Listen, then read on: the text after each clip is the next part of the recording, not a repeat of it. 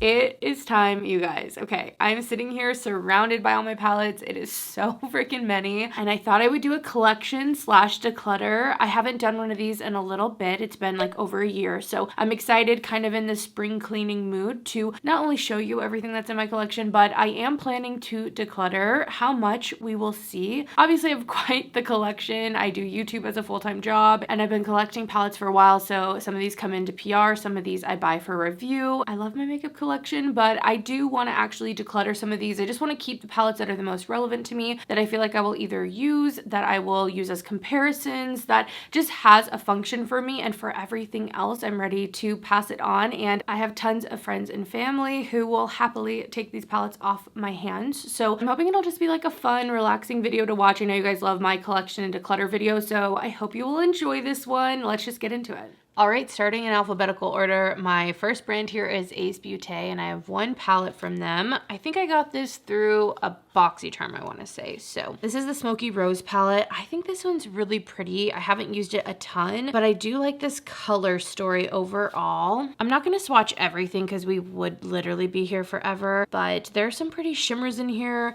I don't know. Part of me wants to keep this one because it is a little more on the neutral side, but I don't know how relevant this is to my life. I have a lot of like neutral color stories, so I think I might actually pass on this palette now. So first brand, first declutter. The next brand I have here is Adept. I have 3 different palettes from Adept.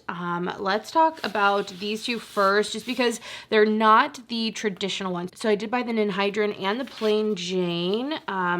I don't know if they're still like this. I know a lot has like changed with different Adept palettes over time. I feel like now the palettes kind of look like how the Natasha Denona palettes used to look, like it has more that vibe, or even like this vibe. These are super sparkly and kind of a mix of both palettes as well as some singles I've bought in the past. So they are by no means correct. So if you buy the Plain Jane or the Ninhydrin, if they're available at all, I don't think they will look like this, but I'm definitely gonna keep these palettes for now. They're very, very shimmery, super iridescent, all of that. They almost have like a putty kind of texture. These used to live in my singles drawer, but I decided to bring them out to put them in palettes because I feel like the phase I'm in makeup, I'm a little more into my palettes right now. But let me tell you, the single shadows, I need to like revisit those, maybe even do like a cleaning or something. I don't know. Something needs to happen with those singles. But anyway, I'm going to keep these. And then the other Adept palette I have here is actually the collab with Heather Austin, which this palette is absolutely stunning. I think she did such a good job on these colors. And right before it was going to go out of stock, I saw that it was like the last chance, and I was like, I gotta get that palette before it's gone. So I did pick this up. The shimmers are pretty. I think the mattes are really pretty. I think she did such a great job with this palette, but I will be keeping all of my collab palettes, so I'm keeping that one. All right, the next brand that I have here is Alter Ego. I actually have a code with them. I'm an affiliate, so I'll leave the code up here. If you're ever shopping, you can use that to save money. And all these palettes were sent to me, but Alter Ego does more like dupe palettes, or at least traditionally that's what they've done. So all of these resemble more expensive palettes out on the market. So first here is Midsummer. I believe this is a dupe of one of the ABH palettes that have come out. I honestly don't know off the top of my head which palette that is, but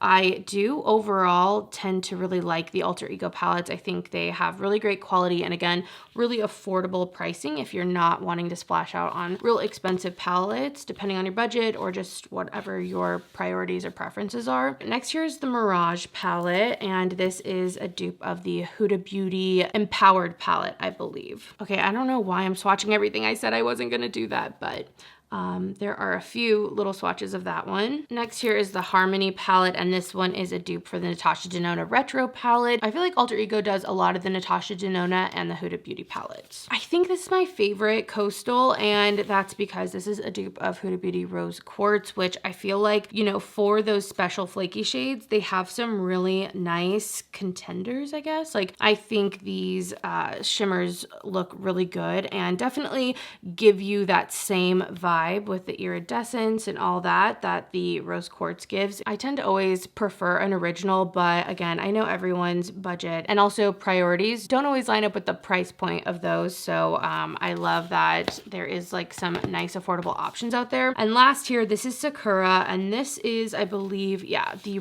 Retro Glam, I want to say, from Natasha Denona. Pretty sure that's it. So I'm going to keep all of those from Alter Ego. All right, last brand in the A's. This is Athr Beauty. I actually don't know if it's supposed to be Athr or Ether, but unfortunately, they are no longer around. They did have to close, so you can't get this anymore. And for that reason, I am going to be decluttering this palette, although I do find this quad to be so good. This was in one of my like favorite small palettes of the year video. Like, it's just a nice, really shimmery, pretty little quad. I can't decide if I want to keep this and put it in my like makeup memories box because it is a defunct brand and sometimes it's fun to look back at that type of stuff. So either way, I am going to be decluttering it from like my main collection, and we'll see if I keep it just for memories or not, or if I pass it on, because I know someone could get some good use out of that. All right, next here we have the Ultraviolet palette. This is from BellaBeauteBar in collaboration with Deandra Nicole on Instagram. As you can see, it is an all purple palette. So many fun textures and shades and shimmers in this palette. So I definitely wanted to buy this and support. So I'm definitely keeping that one. Next brand we have here is Beauty Bakerie, and I only have one palette from them. This is the Chosen Bun.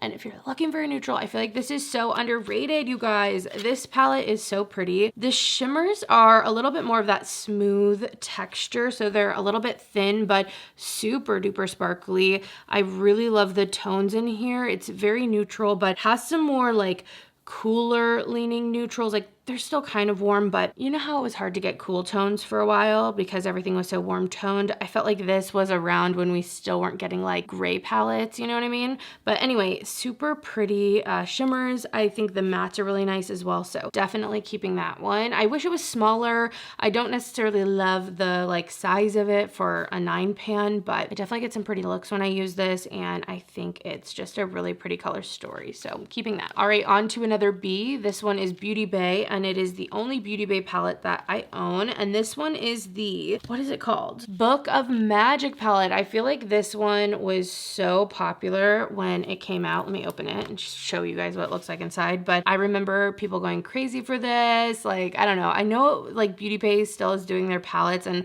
I think they do some really pretty color stories and are very affordable. I think for the memories, I'm still gonna keep this. Don't necessarily use it all the time, but I do like this kind of blue and purple color scheme. I also like that it's more of like a spooky kind of theme on it. Like, I just like having a few spooky palettes, especially when Halloween comes around. Like, we all get excited for those releases, and sometimes it's fun to just go back through what you have and use some of those when that time of year comes around. So I'm keeping the Book of Magic palette for now. I just still have memories with this one. I don't know, it's staying. All right, next here we have BH Cosmetics, and I have 3 palettes from BH Cosmetics, which I remember them going like bankrupt, but now they're back. I don't know, I think they were bought by someone, I don't remember. But anyway, all of that was to just be like, man, I feel like I haven't seen a ton from BH lately, but I do think that they're like still a brand, if I'm not mistaken. Anyway, I was gonna call them 9 palettes, but they are not. These are 16 color palettes. So we have Smitten in Switzerland is this one, and then this is the Blueberry Muffin palette.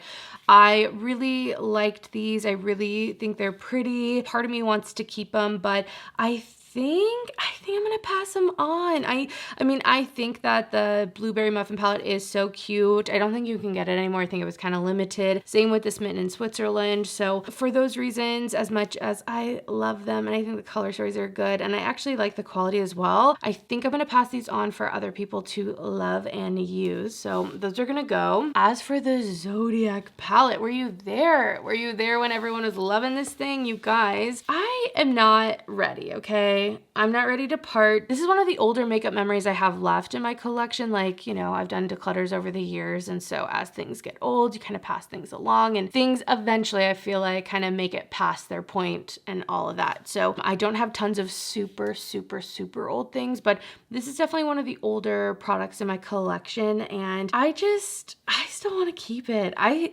like, I'm obsessed with baked products right now. Like, I feel like it's full circle. These are so shiny, such a beautiful formula. I feel like it's one of those more original Zodiac like kind of products that were out. Like, I don't know. I love it. I'm gonna keep it still. I don't like use it very often, but it just always brings back so many memories, and like obviously there's something sentimental happening here, so keeping this. Next for B's, I have BK Beauty's True Beauty palette. I am an affiliate with BK Beauty, so you can use my code there to save money on the brushes or anything on the site. I love so many of their brushes, and the palette I haven't given as much time and love to, actually. These are more of like a silkier satin kind of formula, and I feel like only more recently have I really been actually craving that formula. So for that reason, I actually am going to keep this one. There's something about a satin and also this like thinner formula that I feel like looks really flattering and gives a glow to the eyes without really emphasizing texture, and I've just kind of been into it. So I'm gonna keep that for now. We're on to what feels like my current obsession, Bobbi Brown palettes. I just love Bobbi Brown baked eyeshadows. I love the singles. I have just been into the eyeshadow palettes, the blushes, the highlight, like so many products I've really been loving. So I will take you through, I don't know if I'm gonna get rid of any of these, but I will take you through the palettes I have. I'm actually gonna start with these duos first. So these came out for holiday last year, 2023, and these are little duos that are so pretty. I absolutely love these. They're easy, so easy for every day. This pink shade's like a beautiful ballerina with lots of sparkle to it, like love it. Oh my gosh, this happened to the other one, but I got a return for it, but looks like it happened to this. Kind of annoying. I definitely travel with this. I don't know if that's why, but this does have a name, but the actual shade names for these, because one of the things with the Bobbi Brown palettes is like check what you have. If you have a collection already, you might be getting some repeats, so just be on the lookout for that. But this is the shade Frosted, and this is Supernova. And then this other palette has Dream Gleam and Make a Toast in it, and it's a little bit darker. Let's see. Oh, so pretty. I love wearing actually both of these together. I feel like they make a nice little quad, but yeah, definitely keeping those. I'm so bummed that that one also broke. I won't be traveling with that anymore. But here from Bobbi Brown, this is the Lunar New Year quad that came out again 2023. Look at it. It's so stunning. It's so pretty. These are such beautiful textured eyeshadows. If you've been on the channel, you've probably seen me talking about this in 2023, but I can't tell you how beautiful it is. And if you're like, no, it's not available anymore, a lot of these are available in singles. So this is Moonstone, which is definitely a single. This is Sunflare, Citrine, and Metal Rose. Metal Rose is one of my favorites. It's a little bit less sparkly and chunky than the other ones, so it has a really nice shine to it, and it's like that beautiful taupey color, like a silvery kind of flash on it, but a purpley red neutral base. Like, love it. Just such a stunning quad. This really started the obsession, to be honest. I was like, dang, this thing is so good. And if you're trying to save a little money, I do suggest looking out for these palettes because they do promote their regular singles in it, and a single can run you like $40, whereas the quad is just a little bit more than that, and you're getting like 4 singles, you know? Anyway, love this, definitely keeping. Next, I have these two palettes. These came out, I wanna say spring or summer last year, maybe. I know one's like the warm tone and one is like the cooler tone is how they kind of described it. This is the cooler tone one here, but these are the palettes that really made me realize, oh, they re-promote stuff like all of the time, like all of the time. The highlighters in the middle, I believe, are re-promoted. Pink Glow and Peach Glow, I wanna say. And then for example, this is Moonstone, which was in that quad. This one's Sunflare, which was in that quad I just showed you. So if you're not careful, like beautiful palettes, love these as like eyeshadow palettes. Oh, let's put them in frame. Hello. Again, it's just good to know what you're getting and really look at the shade names and make sure you're not gonna get repeats you don't want. Keeping both of those. And then last year, really cool packaging. It's like gold glitter. Let's see. It looks so neat.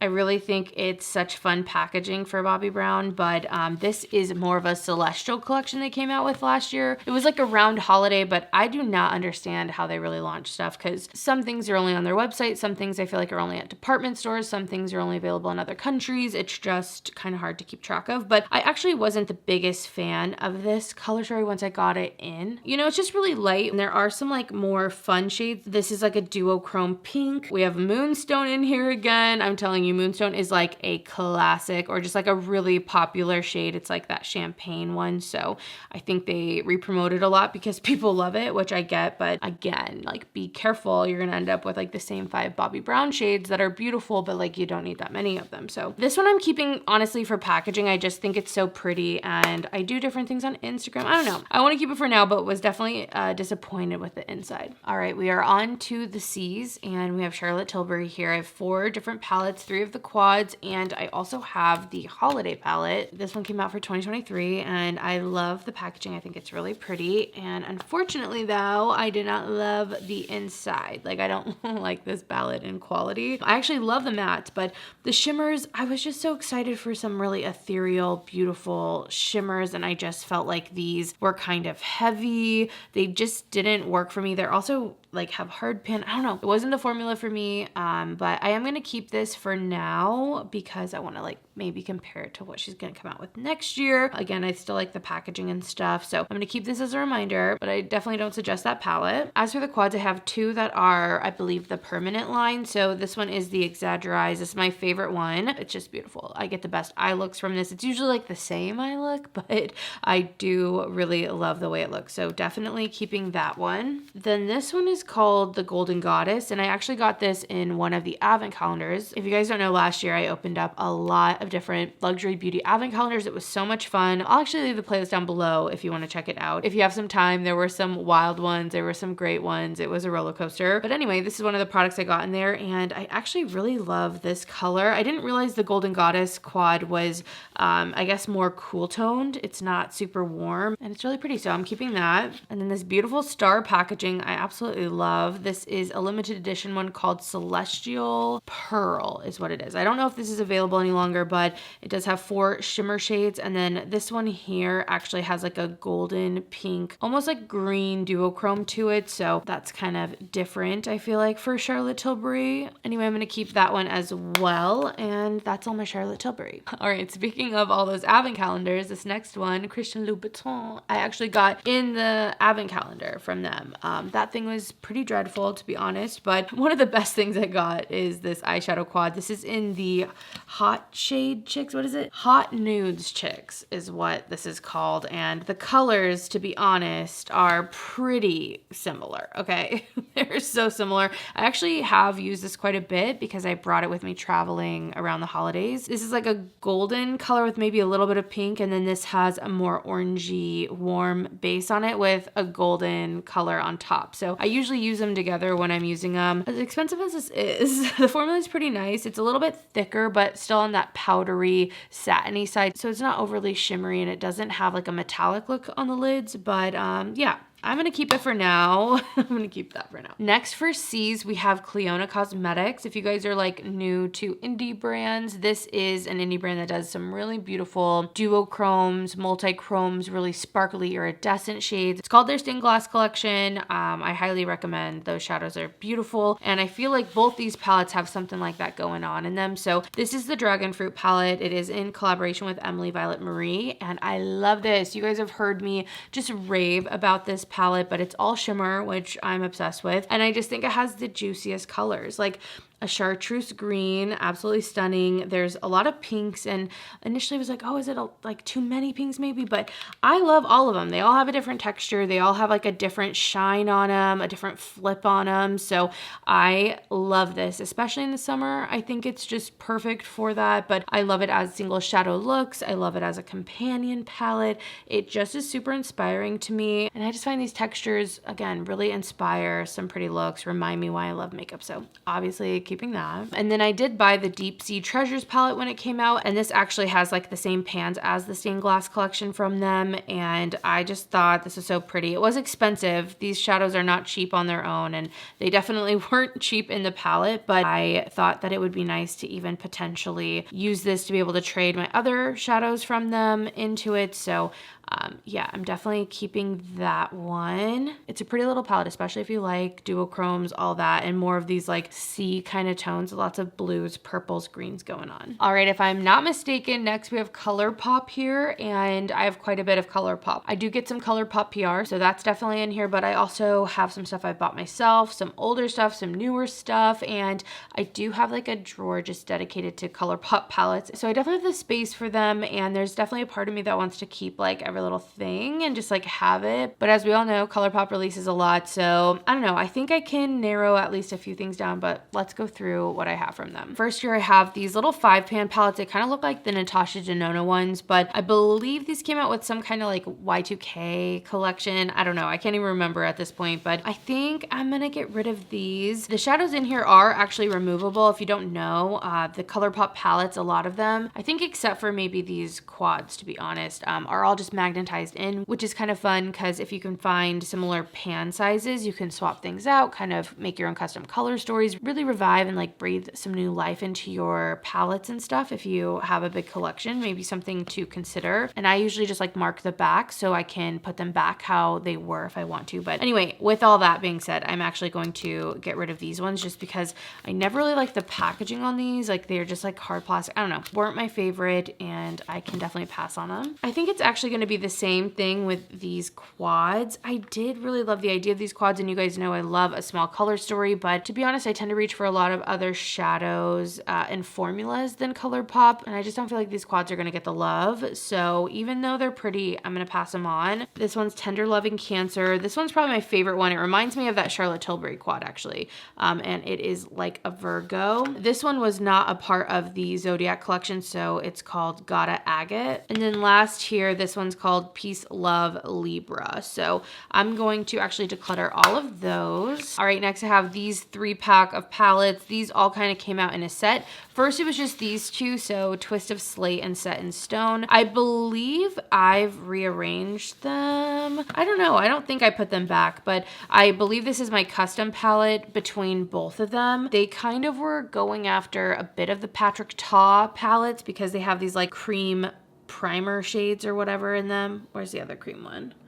Here. I don't know. I don't love that about them, but I did love, again, that you could rearrange them, and I think this palette's really, really pretty. So anyway, I'm going to keep these little palettes from them. And then this one came out a little later called Clay It Cool, and it's the more like warm toned counterpart to those, so I'm going to keep that as well. Next, let's talk about all the different IP collabs. I think I'm going to keep these. These were all I want to say sent to me except for the Nightmare Before Christmas, so I think there's just something about them that's kind of fun, so I think I'm going to keep them. This one is the Legend of Korra, and that is the inside. I feel like it has like a primary looking color story, but I'm going to keep that. This is the Rudolph palette. I believe they re-released this last year, so I do think it's a pretty kind of neutral but still Christmassy palette, so I'm going to keep that. This is the Tinkerbell palette. It's like a green and kind of mauve-y purple color story. I have the Sailor Moon 2 collab, so this is the Pretty Guardians for Love and Justice palette, and that's what it looks like. I think this color story is actually really pretty. It's kind of ethereal. I feel like it definitely goes with the theme. This is the Alice in Wonderland palette, and inside it's more of like a pastel kind of color story. And then last for IP, I have the Nightmare Before Christmas. I'm a Nightmare Before Christmas girly, okay? So I have that, and I'm actually missing a few shadows. They are in my singles somewhere. Sometimes I'll take them out, do all that stuff with it. So I need to put them back in here. Definitely, I want to go fish them out and find them, so that might be a task, but I just thought this was so cute. Definitely a packaging kind of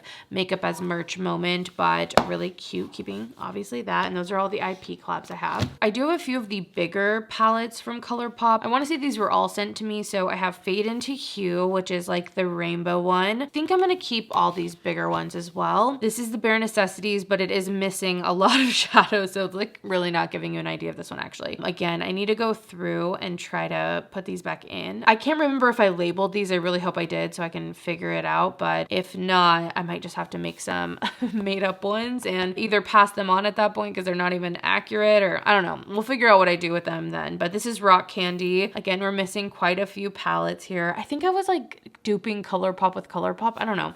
It was a while ago, I feel like, that I dismantled these palettes. Next, this is Stone Cold Fox, which is missing only a few, not as many, but a really pretty cool tone palette if you're looking for something affordable. Lots of shades if you're into really big palettes or like the variety or the value in that. I think this one's a good one. And then last here we have Smoke and Roses, which again, more of a pink toned one with some neutrals as well, but again, missing a lot of shades. I think these next ones are some of my older palettes. So we have Brown Sugar, That's Taupe, and Going Coconuts. Brown Sugar, definitely one of my older palettes. I really haven't used this in forever, but I do think it's such a pretty color story, like a really nice neutral palette. Then there's That's Taupe, which is like the cool toned palette. And then I have the Going Coconuts here. I think I'm gonna keep Going Coconuts and That's Taupe. I just feel like Brown Sugar, you know, it's just not necessarily relevant. It's in the older plastic packaging, which I don't think they do anymore. Maybe just for the Going Coconuts. Like, it's not usually what they're coming out with.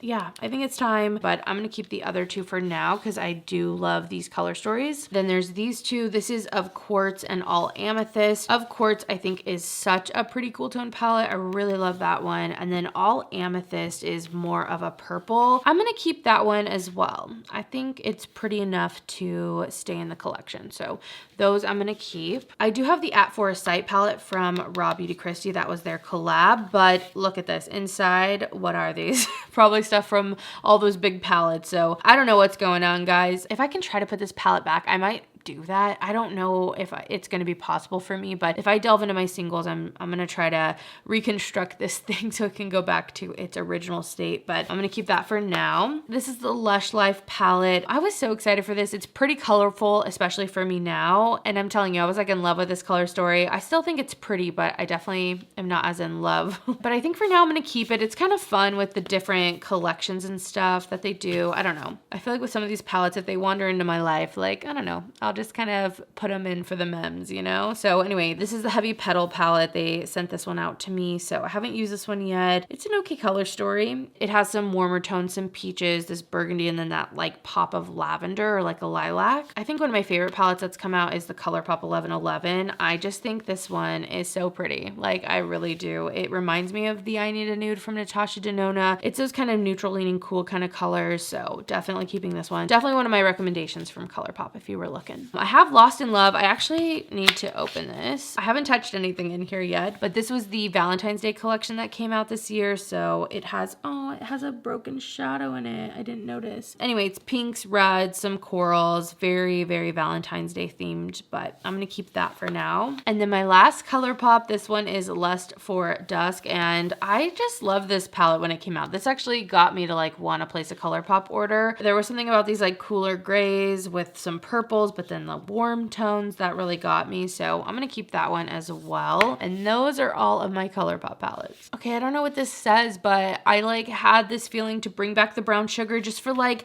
I don't know, just having these ColourPop palettes. And even though this is old, I wanted to keep them together. I don't know. Sometimes that kind of collector mentality can get the best of me. So I think I'm going to bring this one back. Just thought I would let you know the update so that later you weren't like, hey, what the heck, girl? Why is that still in there? All right, next for C's, this is Copacetic Cosmetics, and it's actually a collab palette in collaboration with Panda Replay or Elise over on Instagram. This is the Bookish Beauty palette that she created. So there are some mattes, but then also some really pretty duochromes, multi-chromes in here, so I am going to be keeping that palette. Next we have Cosmic Brushes, and I have two of their palettes, the Serenity and the Muse palette. I bought these, I want to say when the Muse came out. So this is Serenity, really beautiful color story. I don't know, I just think it pops, it kind of dances. I like the greens, the purples, all of that. And then the Muse palette is also really stunning. Again, we have greens, but it kind of has that like romantic, almost like a dark academia, but like still bright and colorful, like still an indie palette. So I'm gonna keep both of these. They are definitely a little colorful.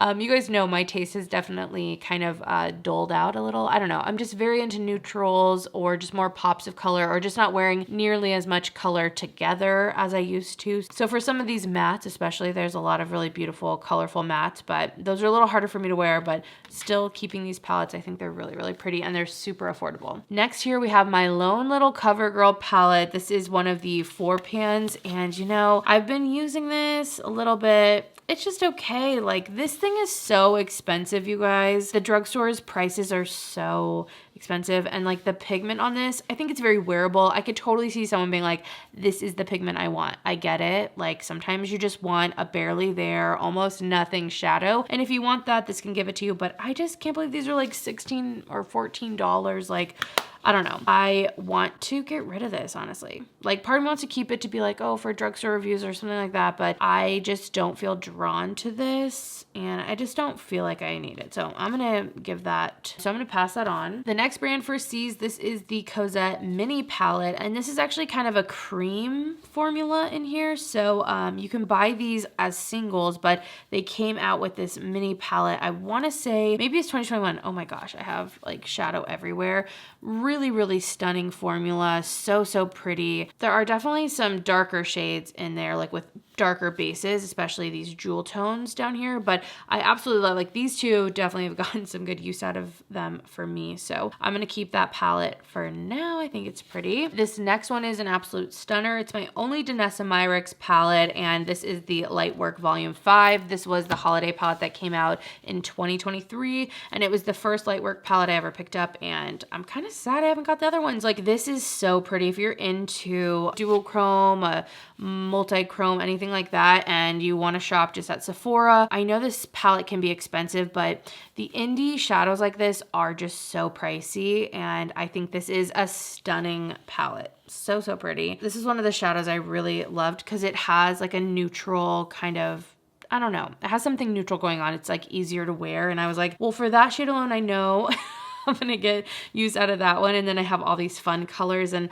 I don't know, I love the looks Danessa Myricks does, and I don't know why it took me so long to get into these palettes. Seriously, so pretty. Definitely keeping, obviously. Next we have Dose of Colors. I have 3 palettes from Dose of Colors, and I think all of these were sent to me. This first one, Wifey, is a collab with Shayla. She did like a wedding collection with Dose of Colors, and I do think this is such a pretty neutral palette. I have enjoyed using it. It has half mattes, half shimmers, and I thought the tones were really pretty. I think this one I'm going to pass on just because I feel like other people can get use out of this that I can pass it on to. And they definitely appreciate the neutrals, okay? They definitely appreciate when they get this as opposed to just like the bright pinks and oranges. So I'm going to pass on that one. I'm not sure if that's still available. Then we have the Truffle palette, which I do really love. I'm going to keep this one. It's more neutral. There are a lot of mattes in here, but then 2 really pretty shimmers. I just really like these. They're a little bit more of a powdery formula, but they look really nice on the eyes. I just really like this one. So this one's staying very romantic. And then this 9 pan is the 9 years later. I think they had like 9 years before, 9 years later. It was like 2 different palettes. And again, this is a really pretty 9 pan. There's 4 shimmers, 5 mattes, and I think you can create some stunning looks. There's even like a bit of a duochrome going on in here. And I've liked the looks I've created for sure, but I think I might actually pass this one on as well. Yeah, I think this one can go. So 2 of the Dose of Colors are decluttered. I think the last for the D palettes are the Dominique Cosmetics palettes that I have. So, oh, let me turn that the right way. I have the Essential palette, and I also have the Moment palette. I bought this at Sephora. I'm not sure if it's still on the Sephora site. And then this one I got through Ipsy, BoxyCharm, something like that for a really great price. So this one here is a little bit more colorful, and then we have the more neutral palette in the Essentials. I do like these color stories. I think that these are pretty nice shadows. They're a little bit different. The texture on them is a little bit stiffer in a way, but they still have really nice shine, don't get me wrong, and I do like my look when I use them. I don't know, they kind of perplex me in some ways though too. Like I like them and then I'm kind of like, So I think that means that I'm gonna keep them for now and keep playing with them. Sometimes when I'm on the fence, I just like to keep things so I know for sure, because my makeup styles and preference have definitely changed over the years, and sometimes it's nice when you kind of already have what you're looking for in your collection. So I'm gonna keep both of those for now. All right, next we have e.l.f. I have 2 of the little mini 4 pans, and I just think this one's cracked. You know, they're pretty. This color story is pumpkin pie, the darker neutral one here, and then the other one is like mauve something, right? Oh, rose water. So pretty, but I think I'm gonna get rid of both of those. They're just pretty dinky. I feel like they're kind of beat up. I'm gonna let go of those. As for the e.l.f. and American Eagle collab, I bought this and I'm gonna keep this. I think it's just fun. Some of these like kind of more, I don't know, almost bizarre collabs are definitely interesting, and I'm gonna keep this one in my collection. So that one is staying. This next brand is called Eloise, and I got this through a Boxy Charm, I wanna say. So it's the Sahara Nights. It is pretty. It's like all shimmer. I don't think I've really heard of this brand otherwise, but again, like that's a stunning little color there. Like that's so pretty. But I think this is one I can pass on. I just feel like, again, maybe other people get some more use out of it and enjoy these neutral shimmers. So that one is gonna go. The next E is Essence, and I have one palette from Essence. This is the Lion King collab. I think there were a few different palettes that came out, but this is the one that I have. And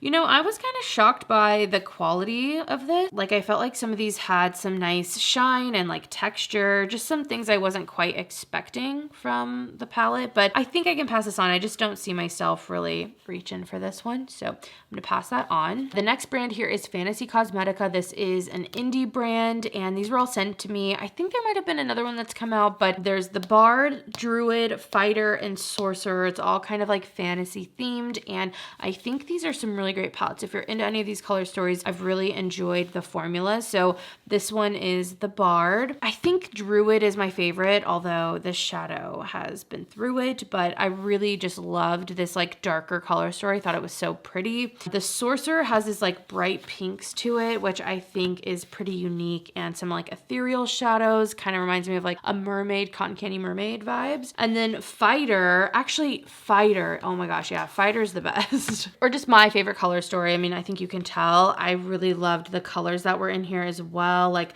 I just think this thing is stunning, and even the mattes that are in here I think just go with it so well. So top two color stories are the Fighter and Druid, but again, I've really enjoyed all of these. I think the shimmers are nice. Again, the mattes are really nice, and they have some fun concept. I think the color stories, they always do color story really well. And I'm gonna keep all these for now. I like how I always have the like ominous for now, like oh my gosh, you know, things could change at any moment over here. Anyway, next for F, this is Florasis, and I have one palette. This is like a tiny little like quad, and it's very soft. This is definitely that no makeup. It has that kind of luxury formula where it's like really soft, super blendable. You're not doing cut creases with this, okay? Like it's meant for soft definition, really easy blending. So I'm actually gonna keep that for now. I feel like, again, these kinds of shadows are more up my alley than ever before, so I'm gonna keep that around. Next, we have Athr Beauty, and I have the Jungle Lights, which you can tell is the older one because it's in the darker packaging. And then I have Desert Lights here, and then these two newer ones are Coastal Lights and Garden Lights. I don't know exactly when these came out. I want to say maybe springtime last year, but I'm going to be keeping all of these. I will say these are some great shadows at the drugstore. They are more on the thick side, but I feel like you can sheer them out nicely. I really like to work these in with my fingers because a little bit of pigment really goes a long way. The Desert Lights is more of that like pink warm tone palette. Jungle Lights is kind of all over the place, to be honest. And then Coastal Lights and Garden Lights, they are pretty similar, but then not. Like, I don't know how to explain it, but I always am just like, why did they do similar color stories but just off tones instead of like creating a more green toned one and like a more purpley pink toned one? Like they could have done that, I feel like. I don't know. But these are a little bit different. I haven't had tons of time to play with them, to be honest. Like I need to bust them out more, but they definitely are some great shadows, I feel like, at the drugstore. If you're looking for more punch, my favorite has been this shadow here from the Garden Lights palette. I just think that one is so pretty, and I tend to just like really sheer it out because I'm telling you, the littlest bit of pigment with these goes a long way. It's a lot of shadow, it's a lot of shine. So these are if you want some impact from the drugstore. Next here, this is from Flower Nose, and I feel like they have some of the best packaging. Like it is just stunning. This is from the Moonlight Mermaid, I think it is. Yeah, the Moonlight Mermaid series, and it is so pretty. This is a little eyeshadow palette in number 4 is what it says, but it's the lavender one, and just stunning. I want to try a lot more from Flower Nose. I just think that they really capture the fantasy, capture the vibe. Like everything's just so cohesive. It's definitely lighter, kind of ethereal looks. I believe, I don't know if, I think they're a C Beauty brand if I'm not mistaken, but I just think they do some great stuff. I'm always looking out for their collections. Definitely keeping that. All right, next here we have Glaminatrix, and I am affiliated with Glaminatrix now, so I have a code with them. If you're ever looking to save some money, you can use that to save a little bit. I have some of these sent to me, and I've also bought some of them. So let me show you what I have from Glaminatrix. This is the newest palette. This is the Pretty in Pastel. So this just came out on the 3rd, I want to say. I am a bit behind, so I have not opened it yet, but let's open it together. This is the reveal together. And it is a pastel palette, but I really love that they included these darker shades. I just feel like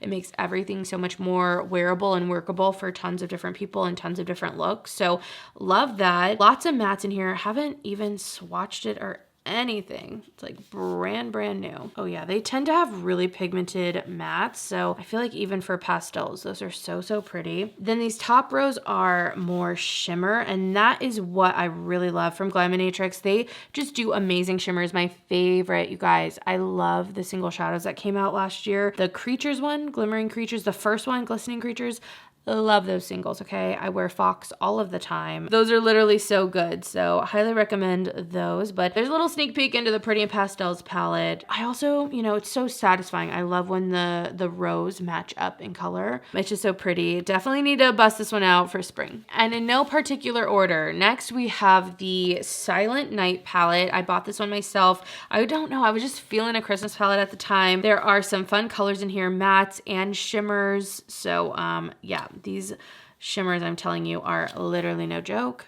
So pigmented. I do feel like this formula is different than what's in the new palette that I just swatched. But again, I need to keep trying those. It's not like a bad thing. I just want to point out a difference. This I bought myself as well. This is the Fairy Lights palette. This came out for holiday, I want to say this last year, 2023. These are stunning. They're super duper shimmery. They remind me a lot of actually those singles that I was just talking about. They have a lot of base pigment, but then they have a lot of sparkle. I tend to like tap these on my lids, maybe with a little bit of a crease going. It just depends on how much of a look I want, but just stunning. I don't feel like you need this palette if you have the singles, and I think I technically prefer the singles, but this definitely is a little more bang for your buck. I don't know if this is still around though. I think this was like a limited release. All right, next here, this is the Glamorous palette. This one was sent to me. It has some colorful shades. Again, some really pretty shimmers. I'm telling you, the shimmers just do not play around. I really like that yellow. I think it's so fun. It's like pink and green shift with like a yellow translucent base, but that is Glamorous. And then this next one is Into the Night, and this one I think had a little bit of a casualty, but none of the other ones broke. But this has like some neon.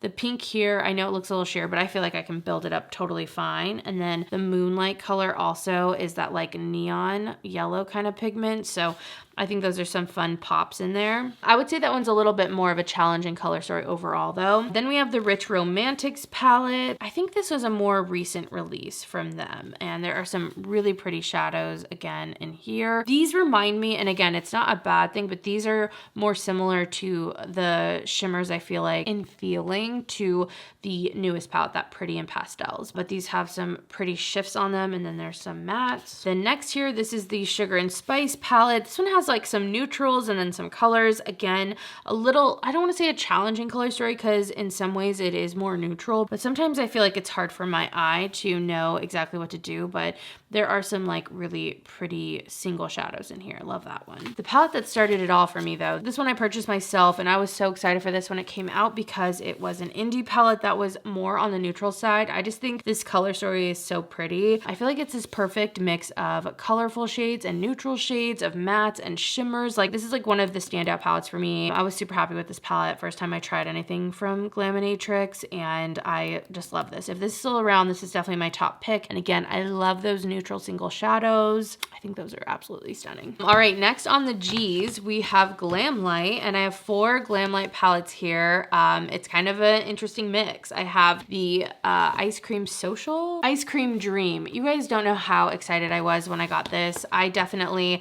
didn't have tons of money for makeup when I bought this, so I really wanted my purchases to count, and this was my first palette I tried from Glamlite. I love the mix of colors and the shimmers. It was a little bit bigger for me at the time, but I am still gonna keep this. I just think it's fun and there's something about it. I haven't tried much from Glamlite, like the new stuff. I know they just release so much, lots of collabs and stuff. So anyway, I'm gonna keep the Ice Cream Dream. The Michaela palette I bought because I just loved the color story at the time. I actually didn't know who Michaela was at the time. I just liked the color story, but I feel like this is a little more colorful for me now than, I don't know, than I think I'm gonna probably wear. So I think it's one I can let go of. So I'm gonna pass that one on. The last two here are from the Martini, or I don't know if it was Martini or just like the alcohol collection. There were 4 palettes in total in this collection and I got 2 of them. I got the chocolate Martini, which is more neutral, but definitely not the most neutral actually. And I think I'm gonna keep this one around. There's something about it. It's like rich. And again, it's in neutral, gives neutral vibes, but isn't. I don't think it's actually neutral. Like this is purple. This is like very mauvey pink. Like there's still some intensity I feel like with this palette. So I'm gonna keep that. And then the Dirty Martini palette, this one is more green. And again, I think I'm gonna keep this one too. I'm not ready to let it go. There's a lot of different greens going on in here. I just thought these were well done. I felt like they were curated and kind of monochromatic without being like too monochromatic, or I feel like repeating the same colors over and over. So yeah, I'm gonna keep both of those still. All right, next for G's, I have these little Glossier trios and I really love this. The first one I ever got was Almond and it's basic and it's boring and it's so good. It's so good if you want something really, really easy to wear. I just find this super easy. There's supposed to be like 3 different finishes. So you have a matte, kind of a satin, and then a more sparkly or intensely shimmered shade, but they're all supposed to be the same color. So it's a very monochromatic look, but I love Almond, okay? I love it. Definitely keeping that. I guess I can have them all open next to each other. So then after that one, I got Teak here, and then I also have the mauve one. That one's called Mist. And I like these ones too, but there's just something so effortless about Almond on my skin tone, whereas these are a little bit more made up. So that one is the Teak shade. And then Mist just goes, again, a little more like actually purple gray for me, where it feels like I'm wearing more purple than I am like a neutral taupe. So anyway, I'm gonna keep them all. I like them enough to definitely keep them, but I will say Almond is definitely the one I get the most use out of. And next I have 2 quads from GXVE Beauty, which is Gwen Stefani's brand. This is at Sephora and they did an amazing Black Friday sale. Everything was 50% off. So that is when I decided to pick these up and just try them out. I don't know if I would have otherwise. There's an all matte palette here, which this is called Simple Kind of Life. And if you're looking for very, very light, like we're talking barely there shadows, a light kind of contoured eye, I think these are nice for that. Or even potentially if these match your eyebrows, like it could be a nice powder for that. So although this is pretty boring, I do find it nice for when I'm doing a lot of shimmers, you know, and I want just the tiniest bit of something in my crease. You could always use like a bronzer too, but this is sometimes nice for that. As for the other quad, there are 2 shimmers in here and I don't know, these are not, I don't know, this shimmer is just like thick and not my favorite. Like, I don't know, I would stick away from that one to be honest. I'm gonna keep them for now. I'm still trying it, don't get me wrong, like this one, but this one's called Just a Girl. I don't know. If you're gonna get it, get this and know it's gonna be like a barely there kind of matte shadow. I really hope that everything's staying in focus. Fingers crossed for me guys. I'll be so upset. Okay, next for H's, this is Half Caked and I really love the Half Caked eyeshadow formula actually. I find it really easy to use and my favorite one is this one. It's called Pretty Precious and I know you weren't expecting the color story. Just beautiful tones in here. I find both these look so good on my eyes. I love this matte. I can always, you know, jazz it up or do something deeper with the other shades, but really love this. I'm not sure if it's still available to be honest. I don't know if it was limited or what, but I'm definitely keeping this palette. And then I have Your Eyes Only. This is like the warmer toned one and you know, again, I'm not sure if this one's available and I do like this formula, but I love this. I love this because I love the tones in it. And again, the formula is good, but I just don't reach for these tones as much. So it just feels a little more like it's just here to be here. So I'm gonna let this one go and keep the Pretty Precious palette. Next for H, we have the Hindash palette. You guys, this is one of my worst palettes, I think of 2022 maybe. I think that's when this came out. So mine's a little busted. It broke a little, but these are very unique powders. I will give it that. I think they're high quality. I almost don't want to touch them. I'm going to touch a little corner. I've had to like remove hard pan from this, from swatching it, all that. So I really think you should refrain from swatching, but it's a beautiful soft powder. It can be used for face or eyes. It's kind of like an all over artist palette. And as you can see, it kind of ombres here. So the idea is you have the light shade, you can mix some, you have the dark shade. And again, it really is supposed to like let you get creative, create your own looks. And I love the idea of these like pastels. Anyway, I haven't got the most use out of this palette. I feel like the formula, again, it's high quality. I know that, but I do find there's a learning curve with it and it's a little more tricky, or has been in the past, but I haven't used it in a while and I kind of want to use it. I feel like a lot has changed when it comes to makeup for me in the last year and a half. So maybe it's time to bust this one back out, see how I like it. So I'm going to keep that one around still. It was an expensive one. I'm keeping it. I'm hoping I can make it work. Last H, you guys, is Huda Beauty, and I have quite the Huda Beauty collection now. So let me get them all out. I have 4 of the big palettes, and then I have these little neon guys. Okay, let's talk about the neon guys actually first. Let me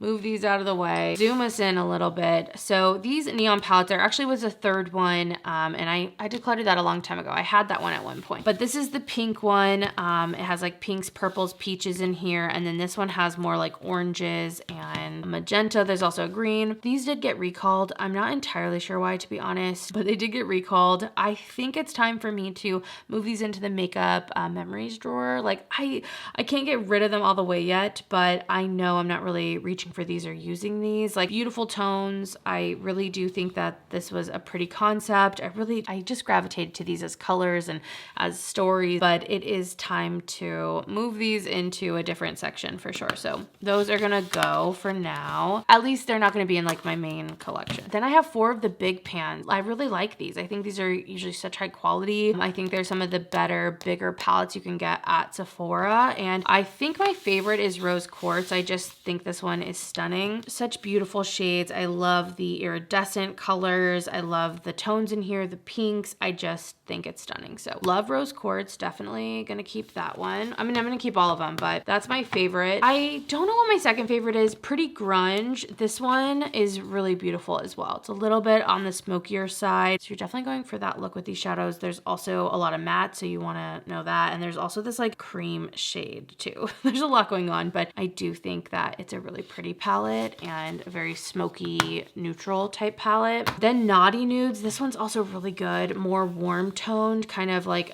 some reds as well. Just stunning, like a stunning palette. I was able to catch these on a really great deal. They were at Sephora like half off, so they were like $30. I think that is amazing. Even for the high price, like I know it's a lot, but I still say overall it's worth it. But you know I love a deal. Like if I can get things on sale, hell yeah. And with all the makeup coming out, usually stuff does go on sale. So I was glad to snag these. That's all I'm trying to say, at a great price. And then this is the Empowered palette, which has some really beautiful golds in here, some, again, warmer shades. I just think these have it all in them, to be honest. Like great mattes, great shimmers, some different textures. Sometimes they're more experimental with those, but I still feel like they work with the palettes and all the shades. So you can always get a great eye look with the Huda palettes. I know sometimes the 9 pans can be a little more hit or miss, but I've had really good luck with these bigger ones. Okay, next, Il Makiage. I have a few of these because of BoxyCharm, okay? And I don't know if I would have ever tried really Il Makiage otherwise. They're just so expensive. Anyway, I have a little like 8 pan here. I have not tried this enough.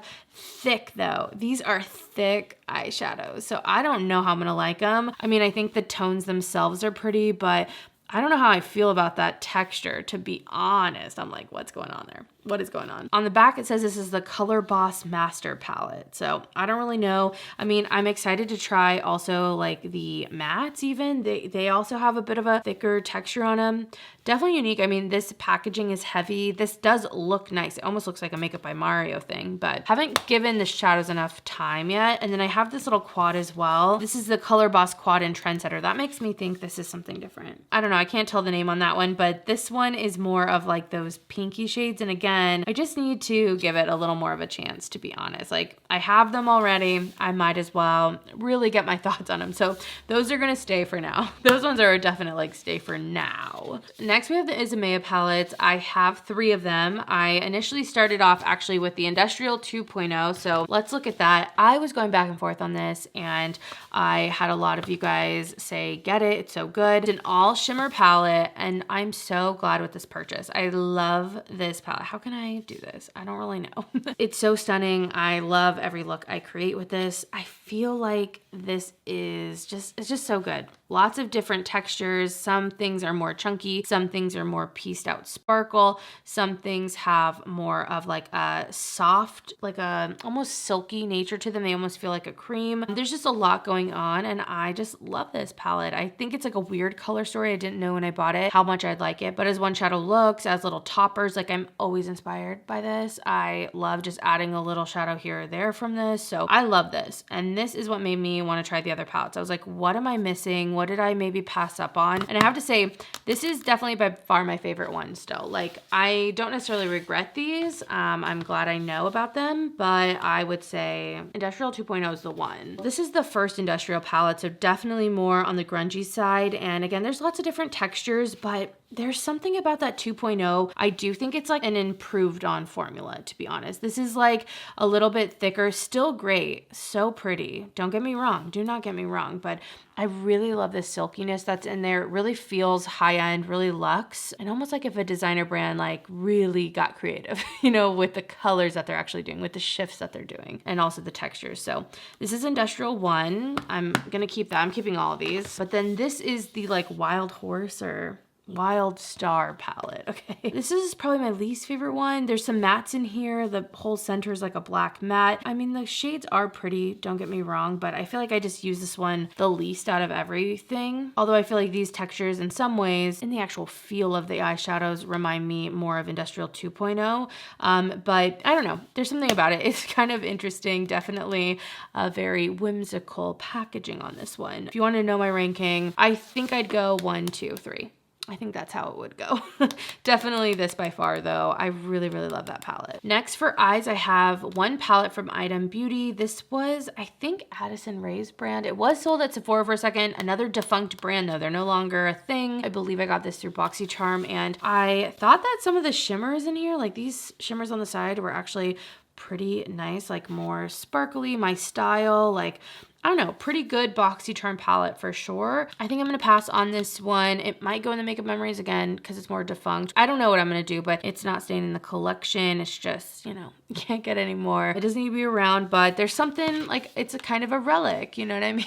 It's kind of a history. Speaking of, I have Muse Beauty or Kai Love here, and I have quite a few of their palettes. They are also no longer around, but I really love their stuff. I really, really did. So I have this palette here. This is the Daydream palette, which is actually a collaboration with Sunshine the Bee, and it's like a wet palette. So you can like use water and get it in there and make liners and all that. But I don't do that. I'm noticing a little bit of like, I don't know if it's leakage. Sometimes powders like this, or powder's not the right word, you know what I mean? Like water activated paints can sometimes do that. So I don't necessarily think there's anything wrong with it, but I know I'm not going to really use this. So I think I'm ready to get rid of that. Oh, and this one's so hard for me, you guys. I love this. I wish that we could see 8 more of these palettes and like on and on. I really do. But we have the Van Gogh palette here, which I love. You guys know that. Then we have the Triumph of Venus palette. Another one I think is so, so pretty. Then the Henri. This one's another one I think is so pretty. And then Les Jardins Volume 2. And those are all the little 9 pans. I just think these are such fun color stories. I don't think I'm going to keep all of them. I don't know. I feel so torn on these, to be honest, because I don't know. I like these color stories. Again, it's just, you know, with this job, part of it is like what's available a bit. And it's not like I'm using these all the time. Like, let's be real, but I just don't necessarily want to get rid of them. So I think for now, I'm going to put them in the Makeup Memories, and just maybe there'll be a time I want to bust them out for a video or for some type of thing. I don't know. The packaging again is really pretty too. So I think that's where they're gonna go for now. I don't know. I feel just so torn about this decision, to be honest. Like, there's a part of me that's like, just let them go, let them live their life, like all that. Then there's part of me like just keep them, like, you know, whatever. But then I could just put them in my Makeup Memory box. Like, I don't know. I don't know. I think that's where they're gonna go though for now. That's the best place. I feel like for things to go if I'm questioning it, because I can always move them later. So these live in the in-between, really. All right, we have another brand that I have a lot of stuff from, so let's get it in here. We have Kaleidos, which all of this I wanna say has been sent to me. I know I did buy Angelica's palette as well, just because at the time I really wanted to make sure it got sent to my right address because I was like moving and I just knew it was gonna sell out, which it did. So I bought one and they sent me one. So anyway, I've gotten PR from Kaleidos for a long time, and they're a brand I just have so many fond memories of. I just, you know, this really is a lot of makeup memories here too. So I don't think I'm gonna get rid of anything at the moment. These kind of have their own drawer. They have some pretty packaging that Kaleidos does. So I know some of this isn't available anymore, but let's just go through it. This first palette here, this is the Flower Punk palette. I actually had a couple issues with some of the colors. Like I felt like this green was a little patchy on me, but I do love the color story. It's kind of fun looking back at it now. Has some different packaging, but yeah, that is the Flower Punk palette. I am excited to see what Kaleidos comes out with maybe this year. I know they've been doing a lot of quads and some other things, but I feel like I've changed a lot. They've changed a lot as a brand, and it's just kind of interesting to see where they're gonna go. But that is Flower Punk. One of the palettes I have like just fond memories of, the Escape Pod. This one's pretty bright, definitely not like my palette anymore. Like before,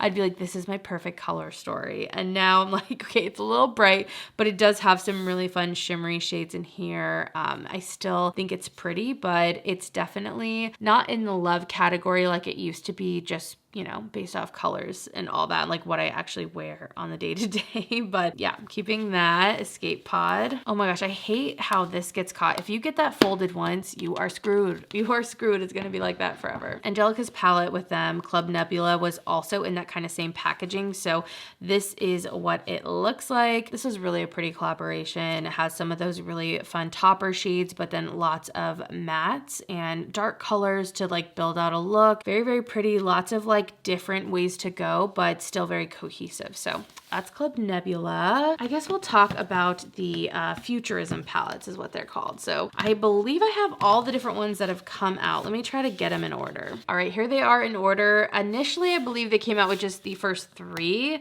Then they came out with the Neon and Electro Turquoise, and then these 2 came after that. And I think that's all the ones that they've done. So we'll start with Futurism 1 Sci-Fi Greens. I thought this was so pretty at the time. I still think these are like so fun, and you can actually take out these shadows as well if you didn't know they're magnetized in there. So it's kind of fun if you have a lot of them. You can kind of like customize your color stories. Anyway, that's Sci-Fi Greens. Love that one. Then we have the Cyber Bronze, which is the Futurism 2 palette, and that one's the more neutral one. I actually, you know, when this came out, it was like my least favorite because it was so neutral, which is so funny now. My favorite though, Futurism 3 Astro Pink. I love this. I just think this color story is it. Okay, this color story is it. So pretty. Then we have VR Neon, and it's an absolutely stunning, colorful, kind of rainbow palette. I think that one's still so pretty. I think that one's discontinued though. I mean, again, all of them actually are discontinued, but I mean that this one wasn't around for nearly as long as the other ones. Then we have the Electro Turquoise. This one, I mean, I like in theory and I get the color story, but it was just a harder one for me to work with, like to actually put on my eyes. And then when these came out, these were so boring to me at the time, but now I would say they're some of the color stories I like the most. So we have Lunar Lavender and also Sashimi City. So Lunar Lavender is more purple. The lavenders in here turned a little more warm on me than they look in the pan. Like they look cool toned, but on me they were more warm. And then Sashimi City is super neutral, but has some fun shimmer shades. Like this one's so pretty. But anyway, those are the Futurism palettes. I'm gonna keep all of those. Like I can't part with them, especially having all of them. These are some really big makeup memories, I feel like, in my collection, and I'm not ready to give them up yet. So those are staying. And then last year we have the quads. So I'm gonna line them up so we can kind of get a little bit of a comparison going. But on the bottom, this is the Smoky Nostalgia collection. This is the Night of something. I cannot think of this off the top of my head. I can't think of this one either. Oh no. But let's open them. Okay. This is the Venus Trap quad. Really pretty. A little bit lighter. The Kaleidos mattes are so like soft. When people talk about really soft, almost like a creamy matte, these mattes are like that. This one's called Twilight Rush. I guess I'll do them this way. Okay. This one is called Flowing Haze. So again, a little bit more neutral. Then this one is Glowing Iris, which I really, that periwinkle is so pretty. Then from Smoky Nostalgia, this is like the black cooler quad. And then this one's like coffee or cafe, something like that. And it's a brown. So those are all the quads. They definitely, you can tell, are going in a more neutralish direction. Like this is the most color we've seen from them in a while, to be honest. And it's kind of interesting. They do have some really pretty eyeliners that are like multi-chromatic, which are fun. And I've really loved the lip products that came out recently from them. Those are so, so good. They're kind of like a glossy lip and I love those. But it'll be interesting to see what eyeshadows, if they do eyeshadows, come out next. So anyway, I'm going to keep all of these as well still. So that's my Kaleidos collection. And I know I have a video on the Smoky Nostalgia and also the collection that looks like this. So if you're looking for more in-depth stuff on that, I'm sure they're somewhere on the channel. All right, moving on from Kaleidos. Next K I have are some KVD Vegan Beauty palettes. I have 3 here. This is the Edge of Reality, I want to say, palette. And I don't know. This is an interesting one. Like the formula on this is very interesting. It's like thin, kind of powdery, but then it also has a little bit of a weird grip to it too. I really love the color story of this in that it's kind of neutral, but then there's still some fun shades in here. This black is also really pretty because it has some more shimmer in it. So I don't know. I've gone back and forth on this, but I think, I don't know. What do I want to do? You know, I think I can pass this on. I really do. I'm going to let it go. I feel good about that. I just don't see what I would really be doing with that necessarily. Like when I'm trying to think of all the different ways that either I make content or use my makeup or even different platforms, all that, I think that one can go. As for the other 2, this is the holiday collection from last year, 2023, and then this is 2022's palette. So this is the Moon Garden, and I just thought the artwork was so pretty on this, and then I also thought the color story was pretty fun. It is a little more colorful, to be honest, but I don't know. I think I'm going to keep this one. I didn't think it was a must-have, but there's just something about it. I think it's kind of fun, and again, it's like holiday. I don't know. I'm going to keep that. And then this one is the Surreal Bloom palette. This is in a little tin, which is giving me like old Urban Decay vibes. Like, I don't know. I really thought that the collections that they came out with for the last 2 holidays were a little bit more just small. I guess I like that they felt a little bit more intentional and really felt different than other stuff and felt, I don't know, like they had perspective. I liked that. Anyway, I thought this little 6-pan was pretty nice overall. Like definitely more full on metallic shine on these. So not necessarily sparkle, but if that's what you're looking for, I thought they were pretty. So I'm going to keep both of those for now. All right, next we're on to L's. And the first one here is Lancome. And this is the Louvre palette they came out with for holiday. And I'm obsessed with this. You guys already know that. If you watch the channel, you probably know that. I just love this. I thought this was so pretty, not only in packaging and in theming and like the embossing that's in here, but I really did like the powders. You can use this as like a face or eye palette, and I've gotten so much use out of this since I bought it. It's definitely more on the subtle side, so if you're looking for a lot of bang, I don't think this is for you, but for these just really pretty soft looks that I really enjoy doing more on the everyday, it was just stunning and I've enjoyed it so much. Pretty pricey. I wish it wasn't quite that expensive, but I can't lie, I've loved this, so definitely keeping that. Next, I have some Lawless palettes. This one was sent to me, the one lavender, and then I bought the Dreamy Dozen from Sephora. So the one lavender has some lavender tones, as you would expect from the name. I really haven't given this a ton of time, to be honest. It just kind of has gotten lost in the shuffle, and I think there is something fun about it. I don't think these lavenders are necessarily super, well, my hand's a little wet, but there's something coming off, like, you know, it's not nothing. I don't know. I need to, I feel like, give that a little more time. I'm not really sure. Part of me wants to declutter it, but part of me is like, you don't even know. Like, you don't even know. So when that happens, I like to try to give things a little bit more of a chance. Then we have the Dreamy Dozen, which I've enjoyed. So these 9 shadows are mattes, and then there's 3 sparkly shades. I feel like this is pretty easy to wear. The mattes are super blendable. The shimmers are, I like the tones, and they look nice on the lids. Maybe not my absolute favorite over everything, but I mean, really pretty. So I don't know, I'm gonna keep them both for now, I think. I definitely like the Dreamy Dozen the most. All right, the next L here is Lethal Cosmetics, and I have 4 palettes from them. I have the Teresa is Dead collab and the second one as well. Let's just talk about these for a second. We have Lethal is Dead and then Teresa is Lethal. I believe Lethal is Dead is the first one here. So that is what it looks like. And then the Teresa is Lethal has this like fun silver. I'm definitely keeping both of those palettes. Super fun and very Teresa. Then the other palettes I have, I think one of these is like the 80s palette. I never can freaking remember it, okay? And what's cool with Lethal, you can pop all these out. So they do a lot of customization. You can also customize palettes. Like you can see what single you're picking on their website. They have some really nice features over there. So definitely a great indie brand to check out. And then I want to say this might be the Hive palette, but like I said, you can like pop these out, rearrange them with Teresa stuff, buy certain singles. Like there's a lot of ways that you can really mix them around. And I feel like they have some really great quality. I've definitely neglected these though. I cannot lie, but I am going to keep them still.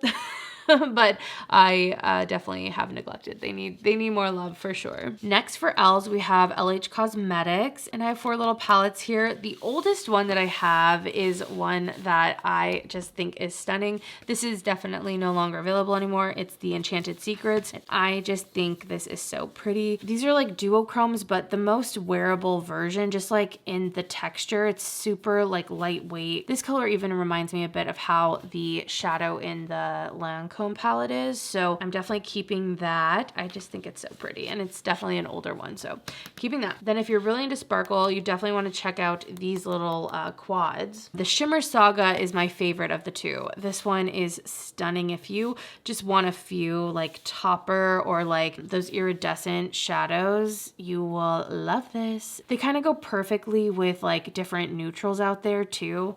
Okay, I barely got any. I was like trying not to get sparkle everywhere, and so it made the swatches look kind of bad, but I just think this palette is so pretty. My 2 favorite colors are Crush and Love. Like I use those a ton, and then I kind of use these other ones a little less, but a really great fun, yet I feel like leaning neutral or like neutral adjacent in that it's really easy to pair with like neutral matte shades. So love this one. Then the Basic Elements palette came out, and I was excited for this. I wanted to get it and see, but for this one, it's more the colors aren't as much my style just because they're really like metal-y colors. So there's like a silver, almost like a coppery kind of shade. There's like a black with like a blue in it, and then this like green gold. So very, very pretty. I feel like the gold is the most similar in terms of like the sparkle coming off, where the other ones give me a little bit more of a metallic, but again, I just prefer the colors in the Shimmer Saga, but I feel like the formulas are really nice in both of these. And then the last palette here, this is a 9-pan. I believe this came out with the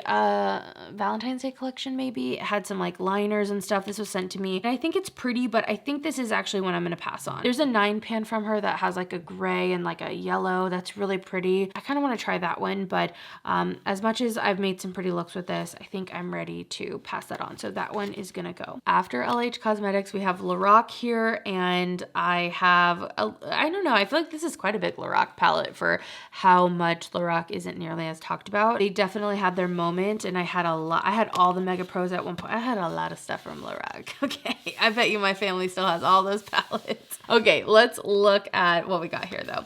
This is the Myricks palette, and this one I think is, yeah, more neutral in tone, kind of a little rosy, I guess. A lot of the Lorac stuff is nice. Their formula is a little more powdery, but still so beautiful. And I was so into these kinds of shadows at one point. Then I got into my colorful phase and was like, neutrals, who needs them? And then now I'm back in neutrals. So I think I'm gonna keep this. I just think they're pretty. I just need to, you know, again, spend some more time with them. So that's staying. This one here is the Fairy Tale Forest palette, which came out, I want to say in 2021. That's probably true. Anyway, there's some fun shimmers in here. Again, like similar stuff. Lorac is doing the same stuff, okay?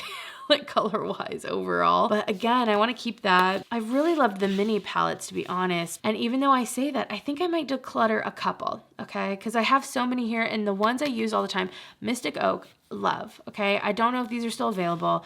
Mystic Oak, look at that. Stunning. I love this. I can do everything I need to do. I have a smoky little liner moment. Just love it. So that one for sure is staying. Oh my gosh, I was gonna keep Frosted Sequoia, but this is our first moment of mold, you guys. I definitely don't see mold on this, thank goodness. I really have never seen mold on any of my shadows before, so that has to go into the trash. I was gonna keep that one, but I guess I won't. We're moving on from that fast. Okay, we got Winter Rose, then there's Simmering, and then also Sparkling. And I just feel like, I don't know, these two are always so similar to me. I can see that.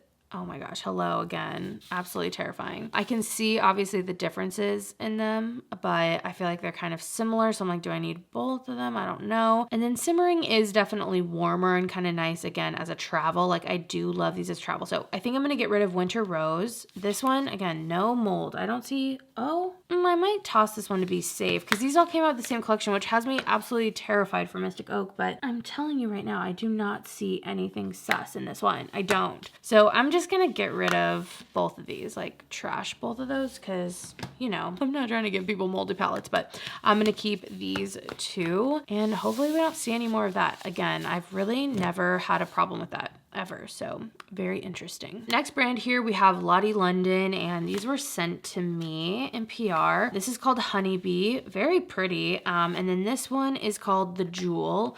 I do think the Jewel one is quite pretty. I don't know if I need this. Like, let's be real. I don't necessarily feel drawn to these specific palettes. So I think I'm going to pass those on. All right, we have a few one-offs. So this one's from LYS. I want to say I got this in a BoxyCharm, and it's the palette in Unapologetic, I want to say. And it definitely has a different look to it. So you can see here we have some like triangular pans, and this might be a really great formula, but I'm just not feeling it. Like, I get it. It goes with their other packaging. They do the triangles for a lot of stuff, but I'm just personally not necessarily into this. So I think this one I can pass on pretty quick. Next, we're on to M's, and this one is MAC, and you might be like, bitch, you said you got rid of this, you decluttered this. And I did, but my intention initially was to get rid of this because I didn't love this palette, even though look at it, the packaging's stunning, the inside seems so stunning, but I was not a fan. This formula just is so weird from MAC, of the shimmers. It seems like it's gonna be my perfect PC, as in like pieces of glitter shadow with tons of sparkle, but definitely was not. The mattes in here were kind of like this cream, but kind of hard to pick up. Like, it was just kind of a hot mess, honestly, of a palette. I didn't love the formula, but I really had this idea of like, I could put my single shadows in here and blah, blah, blah, so I could keep the beautiful packaging. And like, I guess somewhere in my head, I still have that as a thing. I mean, look at that. I think that's stunning. This is so stunning. So I'm keeping this still. At some point, maybe if I ever have time, never seem to, never actually make the time at the moment, but I'm not getting rid of it, so it's staying. It's here to stay, baby. My only MAC palette. All right, I do have two Makeup by Mario palettes. I'm gonna keep both of these. I like both of these a lot. So this is an all shimmer palette from Makeup by Mario. It's called the Master Metallics, I want to say. Yeah, I think this one's so pretty for any kind of shimmery look you could do. I would say it all leans pretty neutral overall, but then there's a blue, there's a green, like there's some spikes to it, but in a very neutral way. So I'm definitely keeping that, and I think this pairs nicely like in his line, in the system that he has, where it's like he has his matte palettes and then you can get the shimmer. I get it, especially too, sometimes you don't want to mix your shimmers and mattes when you're doing other people's makeup because it can add shimmer when you don't want it because of fallout and stuff. So anyway, there's that. Then this one, this is the Ethereal Eyes palette. I have to like hold it like this or you will literally see my scary face the whole time. Like, I'm not gonna do it to any of us. Anyway, initially didn't like this, then I now do. The formula is really nice, a little bit more on the simple side with this. I like to keep it that way for looks just because I find the mattes so blendable. And when I say blendable, I mean literally move your brush around in your eye for a second, they're blended, okay? So I find if you're trying to do something like more technical in terms of like cut crease or anything like that, it's probably gonna get a little muddy, but for simple, easy looks, beautiful. Okay, so my battery died, so I don't exactly know where I was with this palette, but it has some like sparkly ethereal, almost like Urban Decay Moonda shadows in it. So it's just a really pretty palette. Again, really love these specific types of neutral tones. I just think they're so pretty. They always look so good. Like, they're easy wears for me. So definitely keeping that. And those are my two Makeup by Mario palettes. Next up, I have this Mally Beauty palette. I believe this was like an Ipsy BoxyCharm purchase. The Best Dressed Lids Neutrals and Bolds palette. I guess is what it's called. And in here, these are more like satiny. I haven't given this a ton of time, but to be honest, I don't know. I just feel like, I don't know, maybe I would love it, to be honest, with all of the shimmers, but at the same time, I'm not necessarily drawn to it, and I know other people could probably get some use out of it. So I just don't know if this has a place now, but I will definitely be on the lookout for some of the Mally stuff. Let me know if there's something I should keep my eye out for, but this one's gonna go. Next, I have this little quad from Mellow, and I don't know, this is a really pretty color story. It reminds me of that Natasha Denona quad, to be honest, and I just feel like I'll probably use that Natasha Denona quad. Like, I think if I was going for a color story like this, although I think that pink shade is beautiful, and I do like the quality of this, I just think that's probably gonna get more use, so I'm gonna pass that on as well. I have one palette from Menagerie, and this is the Serenity palette. This is in collaboration with Annette's Makeup Corner, so definitely keeping this one, and it is very Annette inside. It is so colorful. The butterflies on the front tell the inside, you know what I mean? Very bold color in here, definitely a fun palette. Next, I have some stuff from McQueen, which I've got from Yes Style. I've done quite a few videos with Yes Style, and these are some palettes. This one right here, it's so tiny. It reminds me of like a little mini painter's palette or something. Very light pigmentation. I feel like a lot of the shadows on there tend to have some lighter pigmentation. And then this quad I think is nice. There's mostly mattes and then a shimmer shade, which is pretty. It has some nice shine to it. But I would say overall, I tend to enjoy a lot of different single shadows from different brands, not just McQueen. I don't even know if McQueen has singles. I need to be on the lookout for that. But anyway, I think I'm actually going to pass both of these on. Like I said, I'm always on the lookout for like single shadows, and I do want to like dip my toe into some palettes over there from different brands and see what's good, what I really like. So anyway, these aren't bad, but I just don't feel like I need them. So those are going to go. Next here, Barely Fits. This is Nabla's Side by Side palette, and I'm kind of torn on this one. This is a more neutral palette, so this is what it looks like, and I do think this is pretty. It's my only Nabla palette. I think I might pass this on though. I just feel like I haven't really used it a ton. I know a lot of people love this palette, and I do think it's a pretty neutral palette, don't get me wrong, but this shade can't be the thing keeping me. It can't, you guys. Like, I don't know, that one's pretty too, don't get me wrong. It really is, but I really love these two colors, and then there's all this other stuff that I'm like, am I using that? It's so big. Like, I have the Beauty Bakerie palette that I like. I don't know. I think I'm gonna pass it on. I don't think I'm gonna miss it. I think I'll be okay. That one's gonna go. I'm like sitting here wondering if some of you are like shocked by what I'm getting rid of or not getting rid of. I think it's interesting. Anyway, okay, we're moving on to NARS. I have 3 little palettes from NARS. Let's start with the duo because I think that's my favorite out of everything here. This is the Kalahari duo, and I just think this is so pretty. Love that color. Love this color. I just think it's a pretty duo, okay? I really do. I've gotten a lot of use out of this in the past. This was actually a repurchase. I like had this and then I decluttered it eventually, and then I brought it back because I was like, damn, that thing is good. What am I talking about? So anyway, keeping that for sure. The other 2 palettes I have here, this is the NARS Summer Unrated palette. This came out, I want to say in 2022, 2023, I don't know. Then we have the newer one. This one is called Afterglow Irresistible. Very similar color stories. I mean, NARS tends to like give you the same stuff.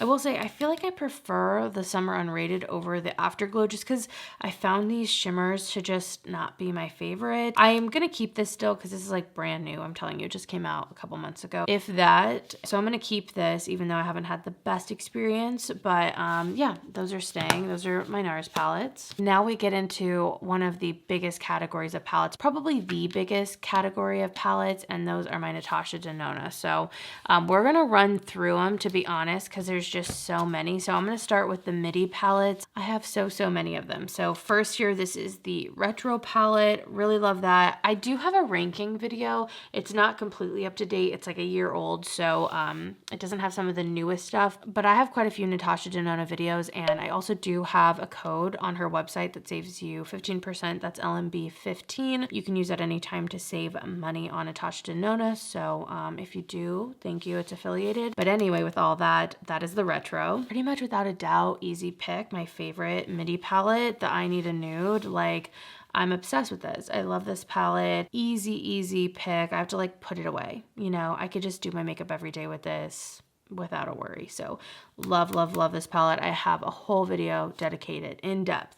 So in depth on this palette, so check that out. I have the pastel palette, and in here, again, lots of pastels. This is okay. It's kind of weak for a pastel palette, to be honest, to me anyway, but I know Natasha Denona doesn't necessarily do tons of pastels, so it's kind of fun for her. And if you didn't know, the Natasha Denona shadows do pop out, so there's like holes at the back like this, where you can pop them out and you can rearrange them however you want, which really is a fun way to, again, breathe life into your collection. And it's fun to like put this pop of chartreuse with other things. I definitely have videos where I'm like recreating color stories. So check those out if you're kind of like interested in that whole idea. Okay, continuing on, this is the Sunrise palette. And this one is pretty warm, has some purples, oranges, yellows, that type of stuff. I did pick up the Xenon palette, and this one is very, very black and gray scale, so that's mostly what you have in here. This is a little bit more pink. This is a little more taupe, but other than that, it's like tons of different finishes of silvers and grays and blacks. And as one palette, it's definitely a look, but I do think there's some just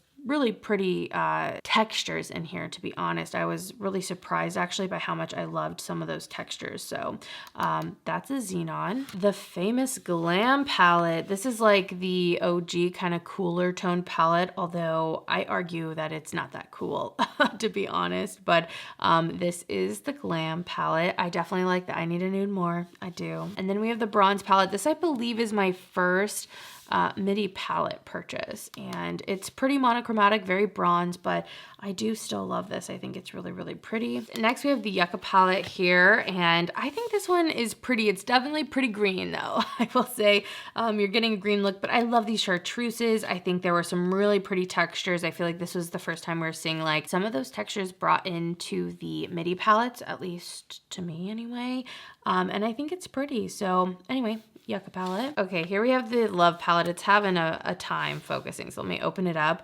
This is Love, and it's that pink and purple. This is one of the older midi palettes for sure. This is the Zendo palette. I really thought this was a unique color story at the time. Like, it has those greens, it has blues, warm, cool, but then neutrals all in it too. Like, you know, I think it's an interesting mix of colors for sure in here. Then there's the My Dream palette. I want to say this came out last year, and this is on the more neutral side overall. It has some purples with some of those neutrals, some leaning a little more warm, some leaning a little bit more on the cool side or neutral side. So a black is black, definitely a Natasha Denona staple, I feel like. And then I think this is the last midi palette, and I really love the outside of this. I was excited for the Retro Glam, and I didn't initially love it. I felt like the cool tones, they were just a little harder to work on my skin, I felt like, or just harder to get used to. But I feel like I really need to revisit this palette looking back on it. So that is the Retro Glam. Obviously, I'm keeping all of those. On to the bigger palettes, because I have those as well. This is the Natasha Denona Circo Loco palette. I'm really glad we're moving away from these larger palettes. It's just so much product. You're getting the same amount of shades in a midi palette with half the price. You know what I mean? Because you're getting half the product, and I feel like that's enough. That's enough product. You know what I mean? So anyway, this is like one of those more fun, really out there color stories from Natasha Denona. For a neutral palette, this is the Biba palette. This has a lot of mattes in it. I think this is a very useful palette for sure. This one I think actually makes maybe more sense being bigger, but again, I still think the midi, like the midi size, the midi price is the move for sure. Really glad we're getting those and not these big guys, because when these would come out, $125, so much money. It's a hard price to pay for a palette for 15 shades when, again, you can get those same amount of shades in a smaller palette for less money. Then we have the Trio Chrome palette, and I feel like this is a slept on one. I do think this color story is really pretty. I love the chartreuses again. We have some purples. There's like a tangerine color. There's just something about it. These mattes are just unique colors that I really feel like set off so many other color stories when I combine them with other singles and other, you know, colors I have from Natasha Denona. So really love that palette. Then moving to even more like like old school stuff, like these old palettes, you know, these are some old ones. So we have the gold. I did get my hands on the gold. I don't know. I thought this was getting discontinued. I think it's still available, but this was like a really raved about one. Like people love this palette and it is so pretty. There's some really fun textures. I'm glad we're seeing more of these kind of textures in the newer palettes. And if you're gonna ask me, I think overall the newer formulas are the way to go. So if you were really pining after this, like I get it, but I do think some of the newer stuff, like again, the I Need a Nude and even some of the textures and stuff going on in the Yucca or the Xenon or even the Retro and the Retro Glam, I just think those are more my favorites. You know, I think the formulas have definitely changed over time, not from like oldness. I'm talking about like her formulations, you know what I'm saying? But keeping that's the gold. Then the only palette really like this, the Metropolis. These are the size of the midi palettes in terms of like pan size, but there's so many of them in here, although it's the same size as like the gold palette. Anyway, Metropolis, people love this palette. I think it's pretty. I'm glad I got my hands on it. You know, obviously I'm a collector here, but yeah, keeping obviously that. Then I even have these big boys, okay? These were the ones that really initially people were like getting, and I remember being like, oh my gosh, these were like $200 something a piece. I remember at makeup school them being like, yeah, but they're worth it. And here we have the green brown, something like that palette. Again, I like some of these formulas. Some of them are more satin and just so pretty. This one here has a pretty big dip in it. And I love mixing these around with different shadows. But if you really wanted my like true recommendations, I do think just stick with some of the newer palettes, to be honest. Like these you can definitely get on some good deals, get like half off, but they're still pretty expensive at that. And then the other one here, this is the blue purple palette. So lots of blue tones, lots of purples, still some neutrals as well in here. So that is the blue purple. I'm gonna mention the two face palettes that I have that also have some eyeshadows in them from Natasha Denona. So I did end up getting the Glam Face palette. This came out in two different shades, a light and a dark, and I really love this. I was actually convinced by you guys to get this, and I'm so glad I did. I feel like there are so many great everyday looks in here. Very similar tones, like these two are not that different from each other, but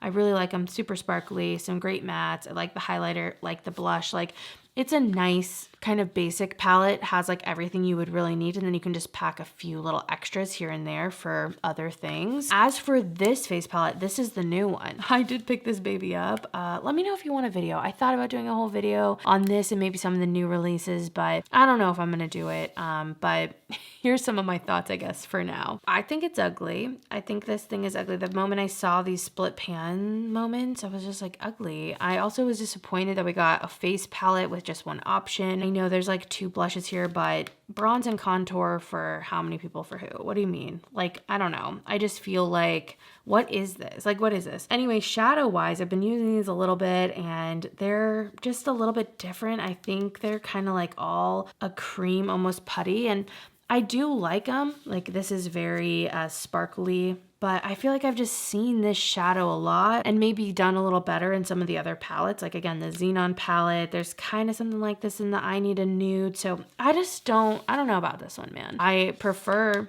this face palette, which a little comparison, I guess. This is what they look like next to each other. The blushes are okay. I don't know. This just doesn't feel very like high end to me. It's just a little weird. It's a little weird. It's also different in style than to the other palettes, which I'm just like, okay. I don't know. Let me know what you think of that palette if you picked it up. Okay, last Natasha Denona stuff. I do have some of the mini palettes, and by some I mean a lot, and I'm not going to get rid of any of these, okay? So let me go through these really fast. It looks like I have 10 different ones. So this is the mini My Dream, mini Star. I want to say this is mini Bronze. Then we have the mini Glam, mini Nude. Yeah, the mini Nude palette. This is the mini Trio Chrome. Yeah, Trio Chrome in there. Mini Retro, love that one. Mini Love, mini Starlet, think that one's really pretty. And then mini Zendo. So I really like these. Again, these are great for travel, very small. And I love this, again, the mini and the midis for stuff. Like, I just feel like they're better price points, better amounts of product. And if you can find something you like, it can be really nice. I've even found a lot of these on some good deals as as well. The 5 pans I don't necessarily suggest. So if you see these, unless you find them on a great deal, I know these can be in the BoxyCharms. But other than that, like if you're gonna pay full price, I think these retail for like $50 for 5 shadows. It's just, you know, I don't know if I would suggest these. And so I do like that you can like pop these out and all that with these shadows, but I think I'm going to actually declutter some of these. I want to keep the packaging. Like I like the packaging on them. Again, you can take out the shadows and put them in, so I can like create my own custom 5 pans, which I love out of these bigger shadows. So I do want to keep some of the shadows for that. I think what I'm gonna do is keep 2 of the white background. So I think I'm gonna keep this coral one. Yeah, this is the coral palette, so I'm gonna keep that. Also, a lot of the times I feel like she re-promotes like shadows in these palettes, like when it comes to BoxyCharm and wherever else. I mean, I don't even think she's really making a lot of these brand new without being in different boxes and things. So it's not like they're super relevant in that way, but anyway, I'm gonna keep this one. This is the Ayana palette. And then I think I'm gonna keep this like neutral one. I just think it's kind of pretty. So this is the Peak palette with lots of mattes. Not really paying attention to necessarily the shadows in here. I hated this color story though, the Jubilee, just hideous. Anyway, this one's pretty. Cupid, very pretty. And then this one is the Alloy palette again. I think people will definitely like these ones. Someone adventurous is gonna need to get that one. So I'm actually decluttering some Natasha Denona. These 3, they're going. All right, we are on to Nomad Cosmetics, and I have 3 palettes from Nomad. So first, this one here is the Ghost Town USA, and it has this cool front on it that changes, which I think is really neat. And then inside, this is a really beautiful color story. I do have a code Nomad that's affiliated, so if you're ever shopping, again, you can use that to save some money. But I think this color story is so pretty. Neutral, cool tones, a little bit of warm tones, but still some color with the greens. The shimmers are super pretty in here. I also think the mattes are really nice and creamy. It's a big palette though, I will say. It's a pretty massive palette, but again, really like this color story. This little palette came out with the Nomad Air collection, and it's also very neutral, very, very pretty. I definitely liked the size of this one overall. I really wish we could get like a cool tone palette like this. It'd be cool if like this collection came out with a few different travel colors, you know, depending on the color scheme that most interests you. But again, I do like the size of this for sure. And then last year I have the Cartagena Magica palette, and this is way more colorful. I really like this color story. I mean, I must be a sucker obviously for anything with a chartreusey yellowy green and pink together, especially the oranges, all that. It's summery, it's fun. I don't know. I'm just always drawn to those colors. So I am going to be keeping all of those palettes. Next and last for N, this is NYX Cosmetics, and I have one palette. This is the Ultimate Shadow Palette, and I have it in the Brights collection or shade. And I've had this for a very long time. I think it's a really pretty Brights palette for sure. I think it's time to pass this on though. Like, it's a beautiful little palette, but I have other ones I feel like I would maybe reach for, and I think it's just time. So that one's gonna go and get some use somewhere else. All right, now we have a huge category here, Odin's Eye. I have so many palettes from Odin's Eye. I don't have all of the palettes ever made, but I do have quite a few. I'm affiliated with Odin's Eye. I have a code with them. It is Lauren. It'll save you 10% off. I also had my own collab with Odin's Eye last year. This is my palette, the Sea Talk palette, which came out with the Perfect World collection. So it was one of 3, but inside this is what it looks like. I'm obsessed with this. I love my palette. So for all of you who have bought it, thank you so much. And yeah, obviously keeping that. I'm going to keep a lot of Odin's Eye, so really I'm going to be going through, but I actually think I might get rid of a couple of things, surprisingly. So anyway, keeping my palette. In the Perfect World collection, the other collab palettes were with Amanda, or Makeup Just for Fun, and Betty Jean, and she did the Planet Spirit palette, which is very bright and colorful. And then Amanda's palette is more purples and greens, and I am obviously keeping both of them. They are my collab sisters. I have the other legendary Diversa palettes here as well. I'm keeping all of these, but I'm gonna go through between like each collaborator. So we have Tina here. These are her palettes, so the Hummingbird palette as well as the Earthwood palette. This is her first collab with Oden's Eye, and then this is the Earthwood palette here next to it. So happy for her, obviously keeping both of those. Then here are Judy's palettes. We have the Red Dragon palette, which is that first palette that she came out with, which is more of a neutral palette. And then her Spring Dragon palette, which this collection from Oden's Eye is available currently, and it is more pastel. So those are her two palettes. And then we have Annette's palette. She had the Giant Wolves palette initially, which has some really pretty dark tones in here. And then her new palette is Mighty Monster, and I feel like it has a few more brighter shades in here. So those are Annette's two palettes. Last for like collab palettes, if I'm not mistaken, are Angelica's. She has 3 different collab palettes with Oden's Eye. The first one being the Hella palette. This one, I don't know if it's available anymore. I don't think so. And this is it inside. It has those greens and some pinks, but I feel like these tones are a little more almost like swampy, like they have some yellow to them and also some smoky colors in there. And then around Halloween last year, they came out with the Halloween palette collab, and there were 2 palettes in that collection as well as some lip products as well.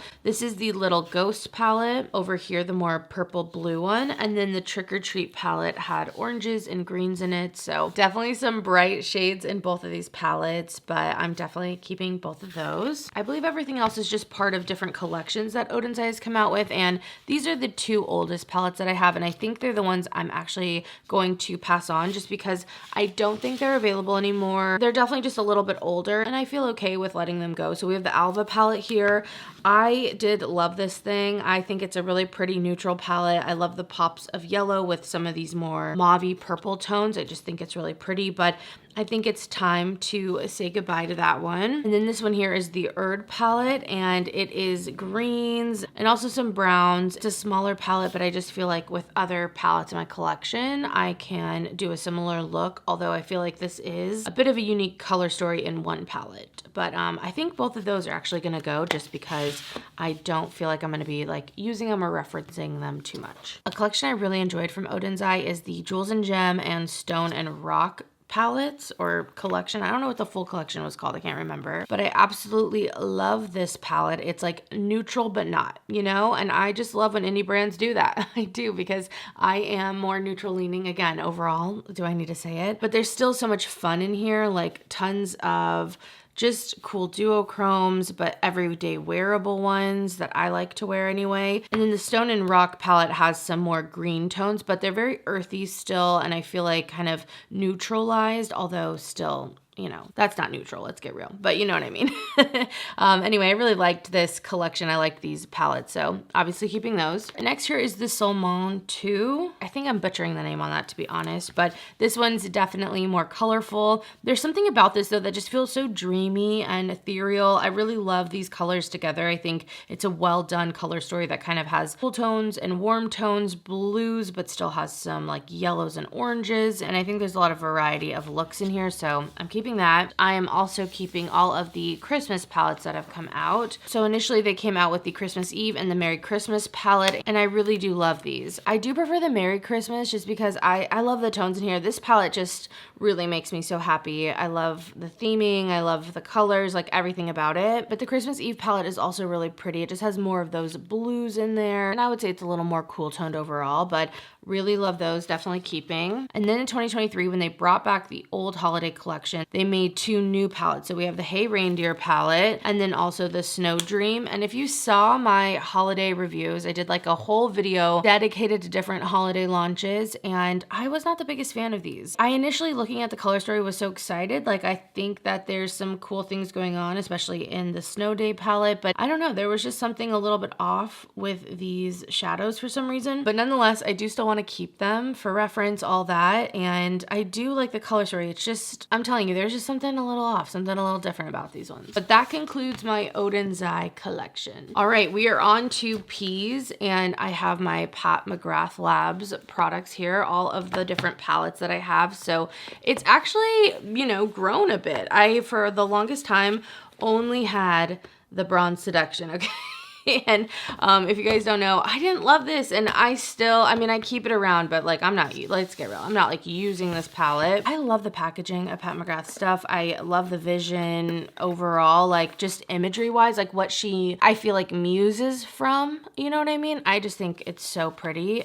But when it comes to this palette, I did not get on with it. I actually think out of all the motherships, I think the Midnight Seduction, is it Midnight Seduction? No way. Bronze Seduction, Moonlight, Midnight, I don't know. The neutral one with some iridescent shimmers, that's the one I think that I would love the most. But in here, there are some really pretty special shades. I know these are like what everyone loves, and I've heard people saying that they're not like in the palettes like they used to be, and they're formulated differently now. And I don't know, I guess in general, I feel like I've heard a lot of people kind of just be tired in a way of Pat McGrath stuff, just because some of her palettes can look the same. But I also think a lot of it's coming from the price, since they are just so expensive. It's a very luxury brand in terms of pricing for sure. Anyway, I feel like I'm kind of like losing what I'm trying to say here, but I'm probably gonna keep most of my Pat McGrath stuff just because, I don't know, I'm not ready to let go, to be honest. This is a holiday palette that came out, I wanna say in 2021, if I'm not mistaken. This is Celestial Odyssey. It could have been 2022, but I really think it was 2021. I feel like the quality is really nice on this palette. There aren't any like special shades like those baked, really textural shades necessarily, but there's a few that are a little more special, and I don't know, I'm gonna keep this. I feel like to remind me when things come out, maybe just like go and see what you have from Pat McGrath and like see if that will do you, you know? Probably my favorite and most used palette from the Pat McGrath stuff that I have is this little quad. I just think this thing is stunning, and I feel like it's just an easy look to make. I love a rosewood, if you can't tell. Like, I feel like a lot of the neutral palettes I really enjoy have this kind of rosy, ruddy brown in them that, I don't know, just really makes my eyes pop without being too warm, I feel like. So anyway, I really love this quad. I think it's so pretty. This one's called Voyeuristic Vixen, if you were wondering, but I just feel like this is perfect. It's not too big. Also, I feel like with the motherships, they are in nice packaging and all of that, but they are just so bulky, just very heavy. You know, for every day, it's not as easy. Whereas the quad, I feel like still has the luxury, but 4 shades fit into this tiny little square, even though it's kind of a big square, but again, comparatively. Next here are some holiday 2023 palettes. So I have the face palettes. I bought like all the eye palettes. There was like a really good bundle deal, and I thought I would review them, let you guys know what I thought of them. And you know, I just am not the biggest fan of the face stuff with eyeshadows overall. Sometimes it works for me, you know what I mean? But I would say overall, it's, you know, these are giving like Too Faced, but at a more expensive price. I don't mind the packaging in the sense that I think it's cute, don't get me wrong, but I just didn't feel like the quality, especially in this one where it was there, like it was just okay. I don't know. I know that this has a lot of value in it, like if you're only gonna buy one makeup product, and if you can get this on a good deal, maybe it's worth it there, but I don't think full price it was really worth it. But I'm gonna keep these, especially because they just came out last year, you know, like the most recent holiday, and I want to keep them for comparison's sake for sure. So I'm gonna keep those. I feel like I'm working backward a little bit, but just to continue on with those holiday palettes from 2023, I did get all of the little pans as well. I really do like this format from Pat McGrath in terms of like the shadows. I just think these are more consumable, they're more affordable, which I like, and I don't know, I just think they're pretty. So this one's called Bordeaux Bliss, I believe. This next one here, very rosy tones as well, but this one's called Sunset Romance, and it's a little bit warmer. Then this is Lunar Nightshade, which I think that color story is just stunning. And then last here, Bronze Ecstasy. I feel like all of these were very neutral, and as much as they have their own color stories going on, there's something about them where they were a little more similar this year. I feel like last year, which I did get the ones from 2022, so I'll show you those in a second. I feel like those just had more perspective in a way. Actually, I'll put them on here so we can see them all together. So I picked up 2. I want to say there were only 2 that came out in 2022 for the holiday collection. This one here is Nude Allure, and you can just see like between all of these, it's just like how much is similar, you know what I mean? Like a lot of it's similar. And then Bronze Bliss, I think, was my favorite one. I mean, this shadow is just absolutely stunning. So pretty. So pretty. So those are all the 5 pan palettes that I have. I would just say, like, it feels like when you have one, you might have other ones. So just if you don't want duplicates, if you're not into the collecting aspect, you're trying not to have like repeats over and over. I definitely think with Pat McGrath, you need to pick and choose, because I just feel like whether it's exact or not, it does feel like there are a lot of repeats overall in terms of colors, which some of those colors are really beautiful. So part of me gets it, but it definitely makes it a little harder to justify some of the stuff with how similar it gets. But anyway, that's my Pat McGrath collection. Keeping everything for now. All right, we are now on to Patrick Ta, and I have two, actually I have three. Let me go get the blush palette because there are eyeshadows in it. So let me go grab that. Okay, here's this little hot pink thing. This was part of holiday 2023, but let me open up the other ones just first. So I have the Major Dimension. This one is the second one. And you know, I wanted to make sure that this didn't have mold, but you guys tell me.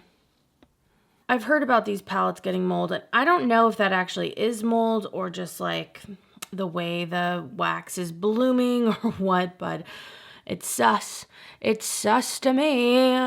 So that's very disappointing because I do like this palette the most out of both of them, and I think it's really pretty. I've created really beautiful looks with it, so I don't know about that. That might need to go. Okay. That's an impromptu declutter, not because I want to, but because, hello, I'm not going to put mold on my eyes, not worth the risk. As for this palette, I don't notice anything, and I've actually had this one longer because this was the first one that came out, Major Dimension Initial.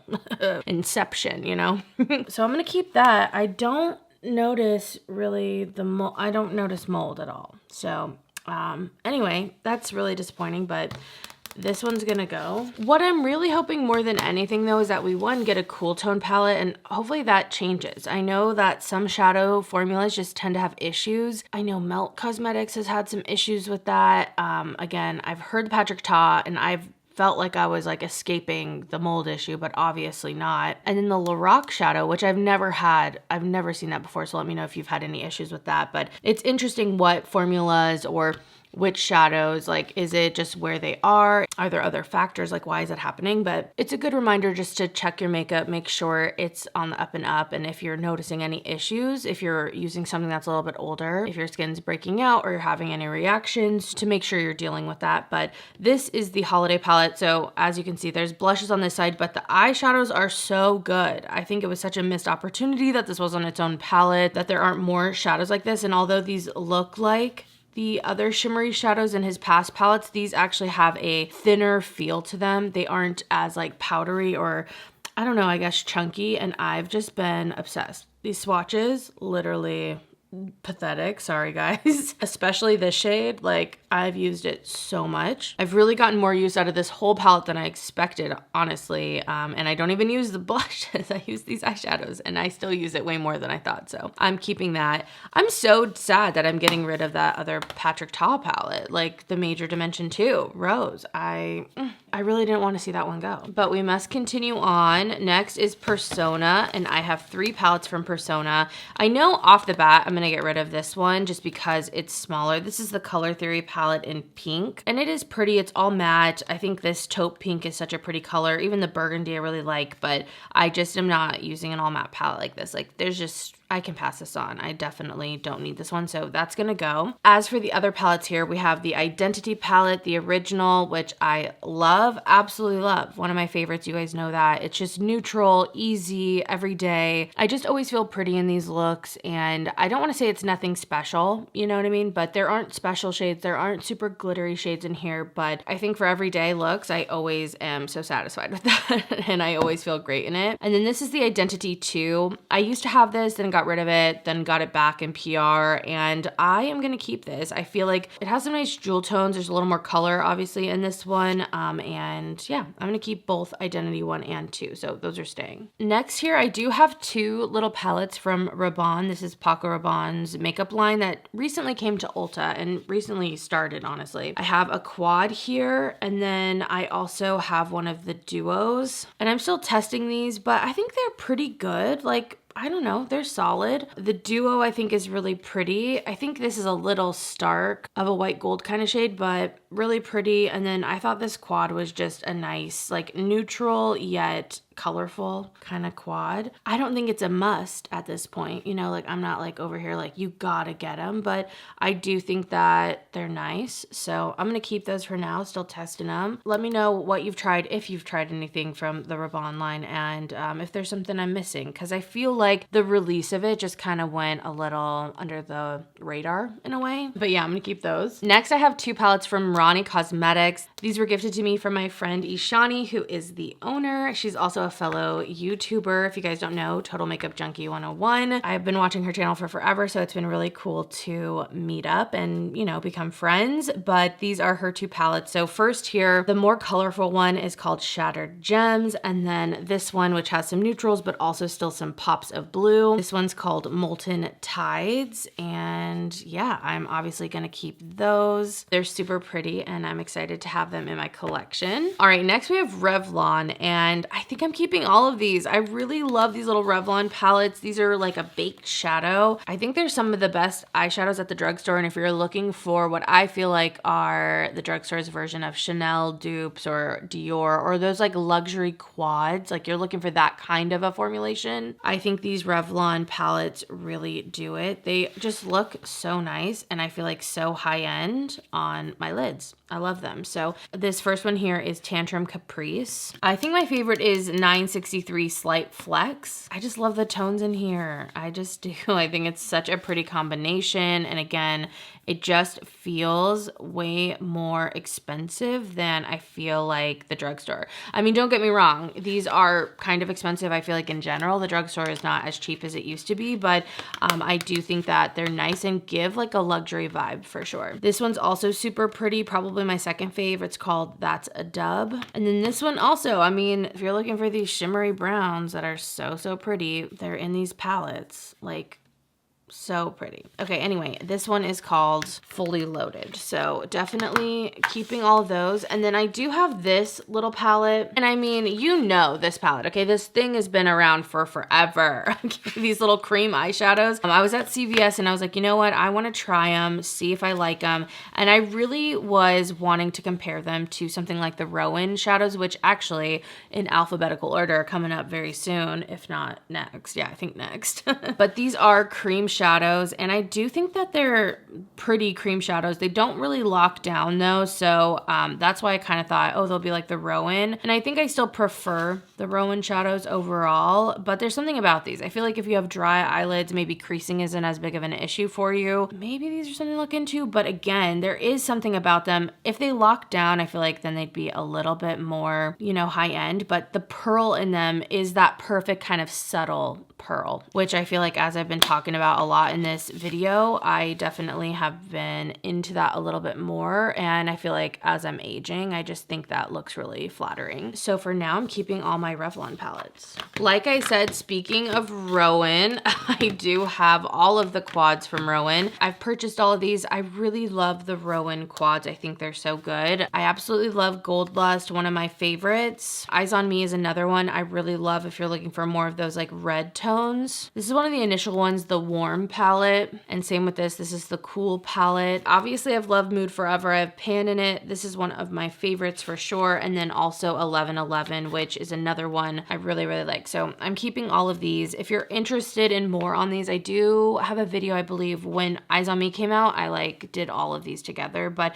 I would say if I had to, it's so hard to rank them, but I honestly don't know if I could rank them because it all just depends on my mood. But I would say the 4 newest ones are actually my favorites. I feel like the older palettes, although they're pretty, have in some ways a little bit more of a textured look, which sometimes can look a little scaly. And I think you get the best of that kind of texture in the 1111 if you're looking for that. I don't feel like that happens. I love this color, again, in Mood Forever, that just will always put it so high. But then these two, I feel like I always get such a glamorous, sexy look with them that still feels really effortless and still really wearable. So yeah, I would suggest the 4 newest ones if you're looking to get into one. Those are my top recommendations, but I really love the Rowan quads. I would love to see maybe a new one come out this year. That would be so exciting. Next, this little Rose Ink Duo. I really disliked this and I'm gonna declutter it. I don't need to keep this around. I don't love it. I just you know, the cream that's in here is like really, really hard to use. The shimmer is very, very sheer, which I like a sheer sparkly eyeshadow, but I just didn't like this combo. I didn't like the formula. It just was a no. This was a big no, so that's going. All right, next category here are Sigma palettes. I have quite a few. I do have a code, I believe, with Sigma, which is affiliated. So if you're gonna shop over there, I'll have all my codes listed down below, but I don't know what I want to get rid of. Let's see. It's so funny because I feel like I've had a interesting relationship with the Sigma eyeshadows because, again, when I was really into color, I feel like they did a lot of neutrals, but now that I'm into neutrals, I am like, oh, these are nice. These are nice eyeshadows, to be honest. Like, I don't know. I feel like I don't always love the packaging, or there's just something, but the actual quality is nice. So there's these little tiny quads. Actually, let's talk about the quads first. These came out last spring, I want to say, and I think these are all really pretty. If you are looking for them, I think they're really nice. This one is Tiramisu. The burgundy one is called Bonbon. I thought Blueberry Parfait was a really fun color story, like neutral, but then it has this beautiful like blackened blueberry color, like it shines blue almost, but it has a nice smokiness to it. Creme Brulee is kind of a classic, almost gold kind of look. Peach Pie is peachy. And then Caramel Apple has some of those greens in it. So I'm going to keep all those little quads. Okay, next I have quite a few of these larger palettes from Sigma. So let's go through those. I think I am going to keep all of these, but let's go through them. I have the Ambiance palette, which I think is a really beautiful, warm, golden goddess kind of palette. Like, so pretty. The shades in here are really stunning. Like, they're really nice, beautiful looks to be had. And I really like the formula. I'm telling you, it's like thin and I feel like pretty luxurious. So keeping that. I have two of the Disney collabs, which this first one here is Beauty and the Beast, which is really, really pretty. Again, really pretty shadows. So keeping that. Next here, the Cinderella palette. This one has a little more color to it, and I've really liked like every look I've ever done with this. So I'm going to keep that. This next one is the Enchanted, and this has some more almost like duochromatic kind of shades to it. But I think they're done really nice where they're like easy and wearable still. So again, keeping that one. And I think one of the newer ones, actually, I think the Beauty and the Beast one's the newest, but the new Mod palette, this came out around the time that Patrick Ta palette came out, which was, I want to say only like last year, maybe 2 years ago, but I'm telling you, that thing is not that old. Anyway, it has those rosy tones to it as well, so I'm going to keep that. And that makes me say that I think I'm going to pass on the new Mod in this smaller size. Actually, let me bring this down. These are like their travel or like petite sizes, which I think is a great idea, but it's still kind of big for a small palette. Do you know what I'm saying? Because it's still pretty long. So I just don't see myself necessarily traveling with this. If I'm going to do it, I'll just bring the bigger palette, to be honest. So I can definitely pass that on to someone so they can get some use out of it. And then the last Sigma palette here is the Sigma and Angela Bright palette. So I really love this. The Champagne Problem shade is so pretty, you guys. Ooh, so stunning. Love that shade. I just think this is a really well done palette. It has neutrals, it has colors. There is so much, and she does such great eye looks. So I am definitely keeping that. All right, the next palette is from Simply Posh. This is the Northern Lights palette, and when I open this up, you will see why I love it. It's so pretty. Lots of really fun iridescent shadows in here, and I do love this palette, but surprisingly, I think this is going to surprise so many of you, I'm gonna get rid of it. I just don't reach for this, and like as much as I love these shadows, I do have similar things around. I don't think this palette's available anymore. I really don't know that much about Simply Posh in general. Like, I just like this palette a lot, and so I bought it, but I don't know. I just feel like I can get rid of it, and when I feel that, I try to go with it because, you know, there's other things that like hold on to your heart a little longer, and as much as this is beautiful, I know someone else will like love this. So I'm gonna pass this one on. I know, kind of weird, because looking at this, I just feel like it's so me. Like, this feels like my soul in a palette in a way, but I am gonna pass that on. Next here, we have some Shine by SD, which you guys, if you've watched any of my single shadow videos, I have worked with them in the past. I have tons of Shine by SD singles. I really like those single shadows. They're so sparkly and shimmery. So this palette here are all these like iridescent shades, and let me tell you, these things are so sparkly.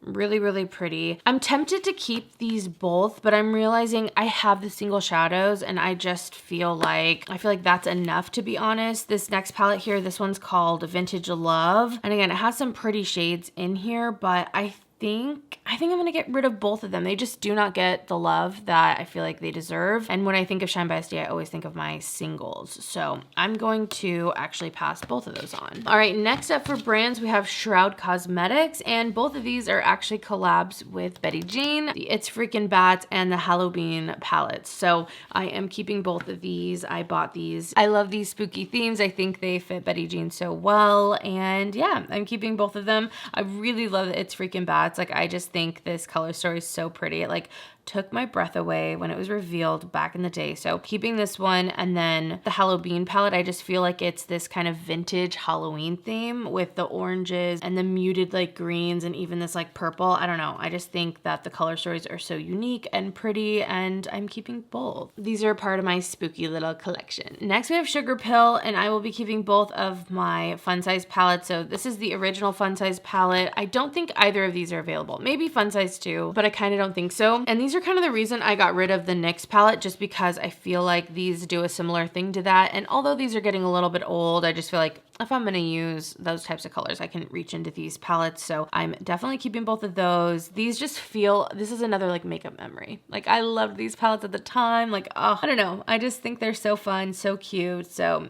definitely keeping these ones. And yeah, I don't know. They're like little fun prizes in my collection. Next and last for S's, I have Sydney Grace here. So I am keeping all of these palettes. First, I will talk about the California Coast, which I think is a stunning palette. This has very much like I Need a Nude energy from Natasha Denona, which you guys know I love. It's kind of like warm, but not, but a little bit rosy, just stunning. And I feel like the Sydney Grace eyeshadow formula is just really quality if you're looking for indie. And I feel like I always compare it to Natasha Denona, but I just feel like it's just that solid. You know what I mean? Like, the mattes are super blendable, super creamy, tons and tons and tons of colors, especially if you're a neutral lover. They have cool tones, they have warm tones, they have like everything. And then their shimmers are more of like a standard shimmer, so they're not like super sparkly necessarily, but again, just amazing quality. Tons of pigment, just beautiful. So I'm definitely keeping this one. So pretty. And then the other two palettes are collabs. So we have Tina, she did a collab with Sydney Grace, I want to say last year, maybe the year before, and this is the Tropicolor. So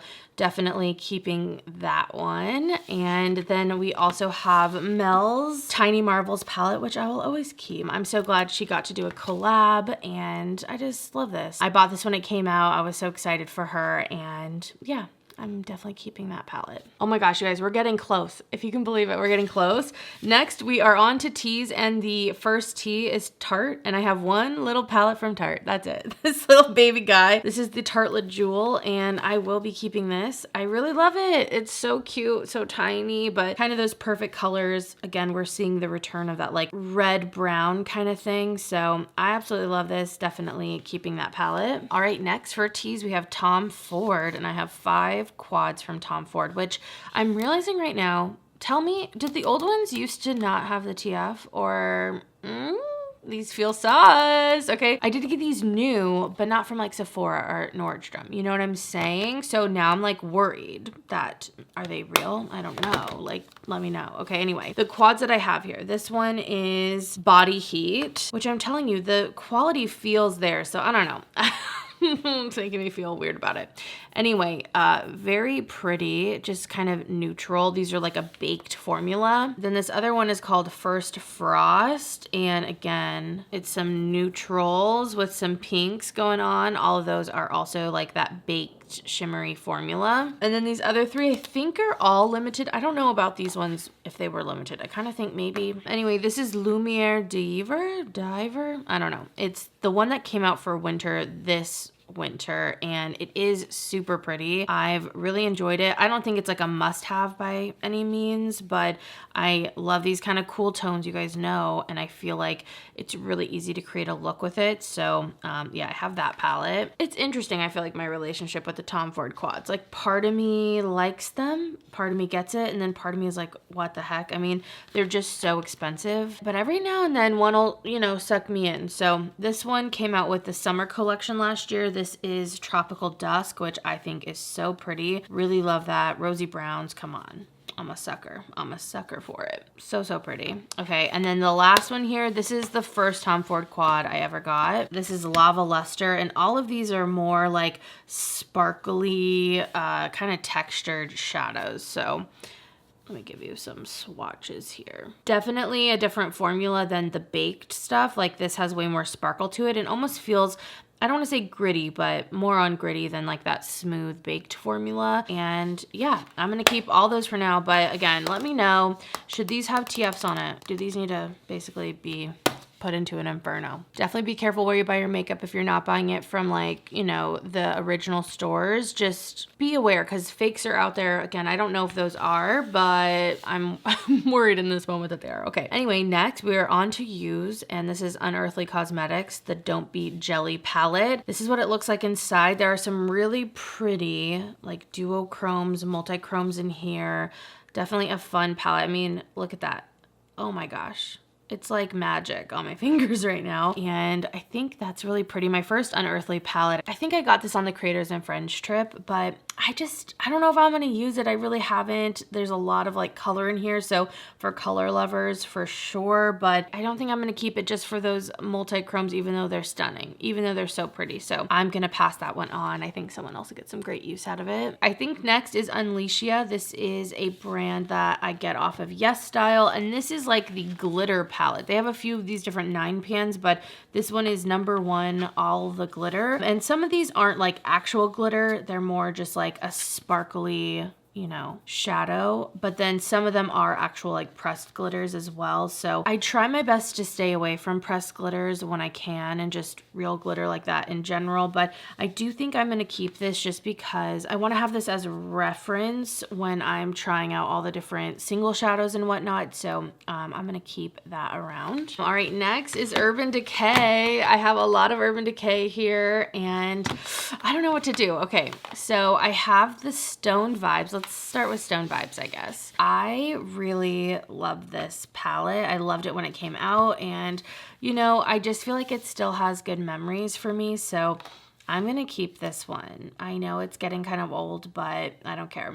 I'm keeping that. I really felt like they were onto something with this one. The only other bigger palette that I have is the Wired palette, and I am also going to be keeping this. It's very colorful. It was like the replacement of the, I can't even remember it right now. Are you kidding me? Oh my gosh, the Electric palette. How could I forget? I bought that at an Ulta when I lived in Arizona. Yeah. Anyway, I got rid of the Electric palette a while ago, but I am keeping this palette. I love this hot pink. I love this lime green. I feel like this palette also subs in for that NYX palette. You know what I mean? Like if I ever need it, here we go. Then I have 3 of these little palettes. These are like their Naked Minis. And I have this one in Sin, which all of these were sent to me. And I don't know. I know it's kind of boring, but I have definitely got some good use out of this one. So I do want to keep that. And then I'm tempted even by the Smileys still, which I'm kind of surprised. I don't know. The packaging is cute. Part of me wants to keep them. I don't know how much I'll actually use them though. That's the thing. Like, am I going to use these? I don't know. But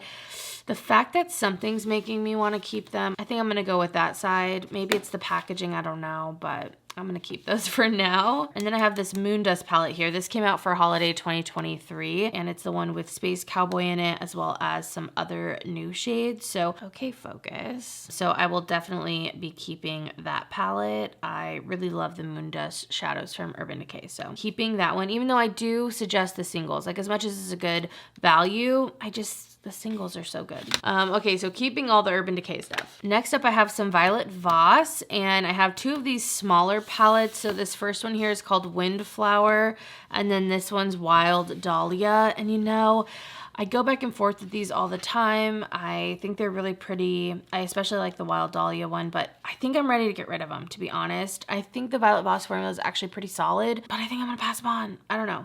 I'm gonna go with that feeling. So these are gonna go. And then I have the Violet Voss Vibes palette. I picked this up at Sephora last year, and I mean, these pans are so big, okay? Everything here could have been so much smaller, you know what I mean? What the heck? I'm still definitely getting some thoughts on this. I don't know, again, I think the Violet Voss formula is pretty solid overall. So I'm gonna keep this a little bit longer, but I'm not in love with like the way that this looks. I'm not gonna lie, okay? I'm not gonna lie. I believe next on our list, you guys, for brands is Viseart, and I'm just preparing you now. Like, I do have quite the collection. This brand, I think, just has really great eyeshadows. I think they are pretty and sparkly, but also just so, like, I don't know, they have like a professional quality about them that they're just like easy to work with, but look really stunning. So it's honestly gotten a little out of hand. So I don't know. I'm just going to show you what I have. I'm not going to declutter any of these. It's obviously a little bit of a gotta catch 'em all moment for me. So just let me have it. But yeah, let me go through what I have here. I'm gonna start off with these Petites palettes, and this first one is the Paris Nudes Petites palette. So that's what it looks like. Really, really pretty. I've gotten most of these on sale. Viseart will do different like 40% off sales, so definitely catch them when you can on a sale. Next, this is the Petite Koi palette, which is so pretty. It's colorful. Again, such a nice shimmer. I just think, oh, stunning. I think Viseart shadows are so stunning. And then here is the Paris Edit, and that one is also absolutely stunning and beautiful. So those are all the Petites, and the pans on these do pop out, so you can kind of rearrange them if you want. I don't think I've ever actually done that with the Viseart shadows yet. When it comes to the bigger palettes here, I have the Koyish Entendu. I want to say this came out last year, but there it is, a little more colorful for Viseart, I feel like. I'm not entirely sure how to say this. I don't know if it's Mignette or Minxette.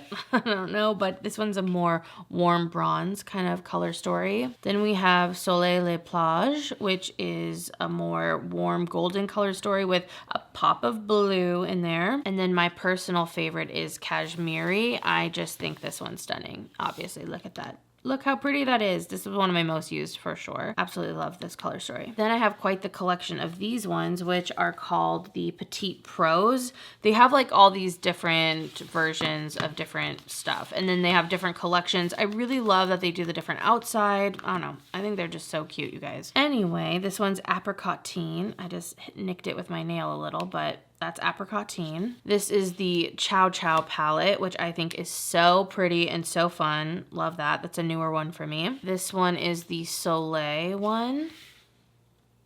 Some bright purples in there. From like the Star collection, this one is the Paris version, which is really smoky, has some like midnight kind of colors. And then I also have the San Francisco one, which again, just so pretty. I think these color stories are stunning. I don't know if my focus is really doing the thing. I hope this is in focus, but that one's San Francisco. And then I have Un, Deux, Trois of the Petite Pro. So these ones don't have like a theme to them besides the colors or like, you know, being 1, 2, and 3. So this is 1, this is 2, and this is the third one. So those are all my Petite Pro palettes, I think, or just the Petites, I don't know. It's kind of hard to keep up with all the different forms, to be honest. And then last, I have so many of the quads, you guys. I just think these quads are so cute. Again, you can take the eyeshadows out, so I'm gonna try to find like collections to go with each other. Let me see. So I have these quads here. I think these are all off of like stones or precious metals, something like that. We have lapis, which is stunning. Then this one here is garnet,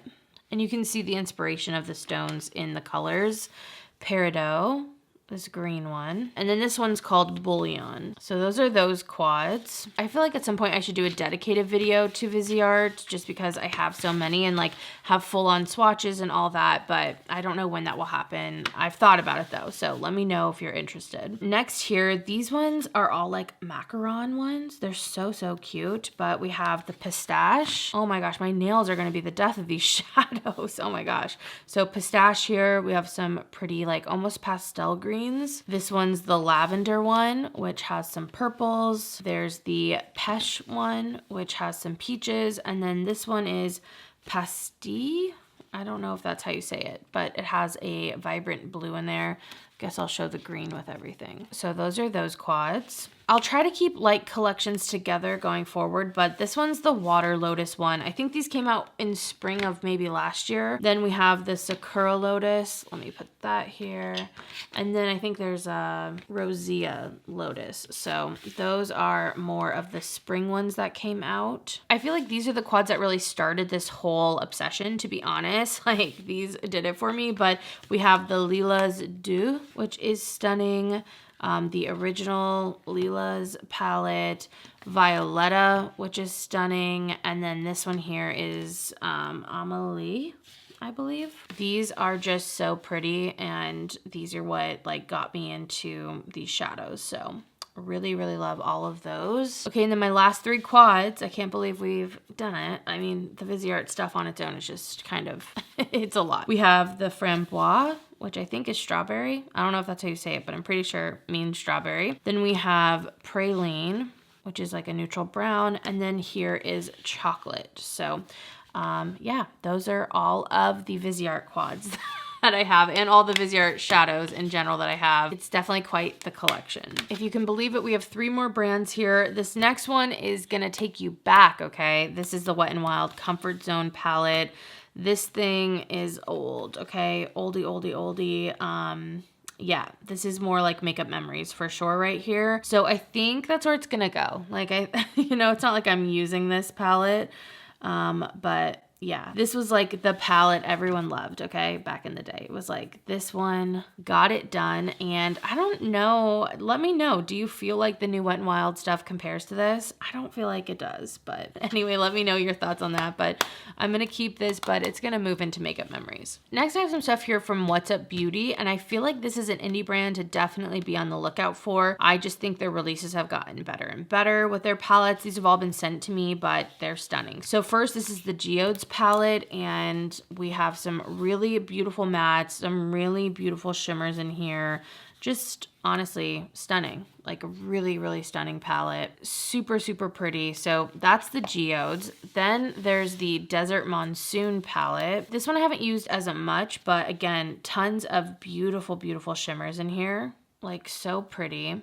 But then I feel like the real standout palette, this came out, I want to say holiday last year around that time, but this is the Dragon Eye palette, and this is just stunning, like right up my alley. I honestly feel like it's that perfect mix of neutral, yet it has all of these absolutely stunning shimmer shades. Like, this is the one I recommend the most from the line.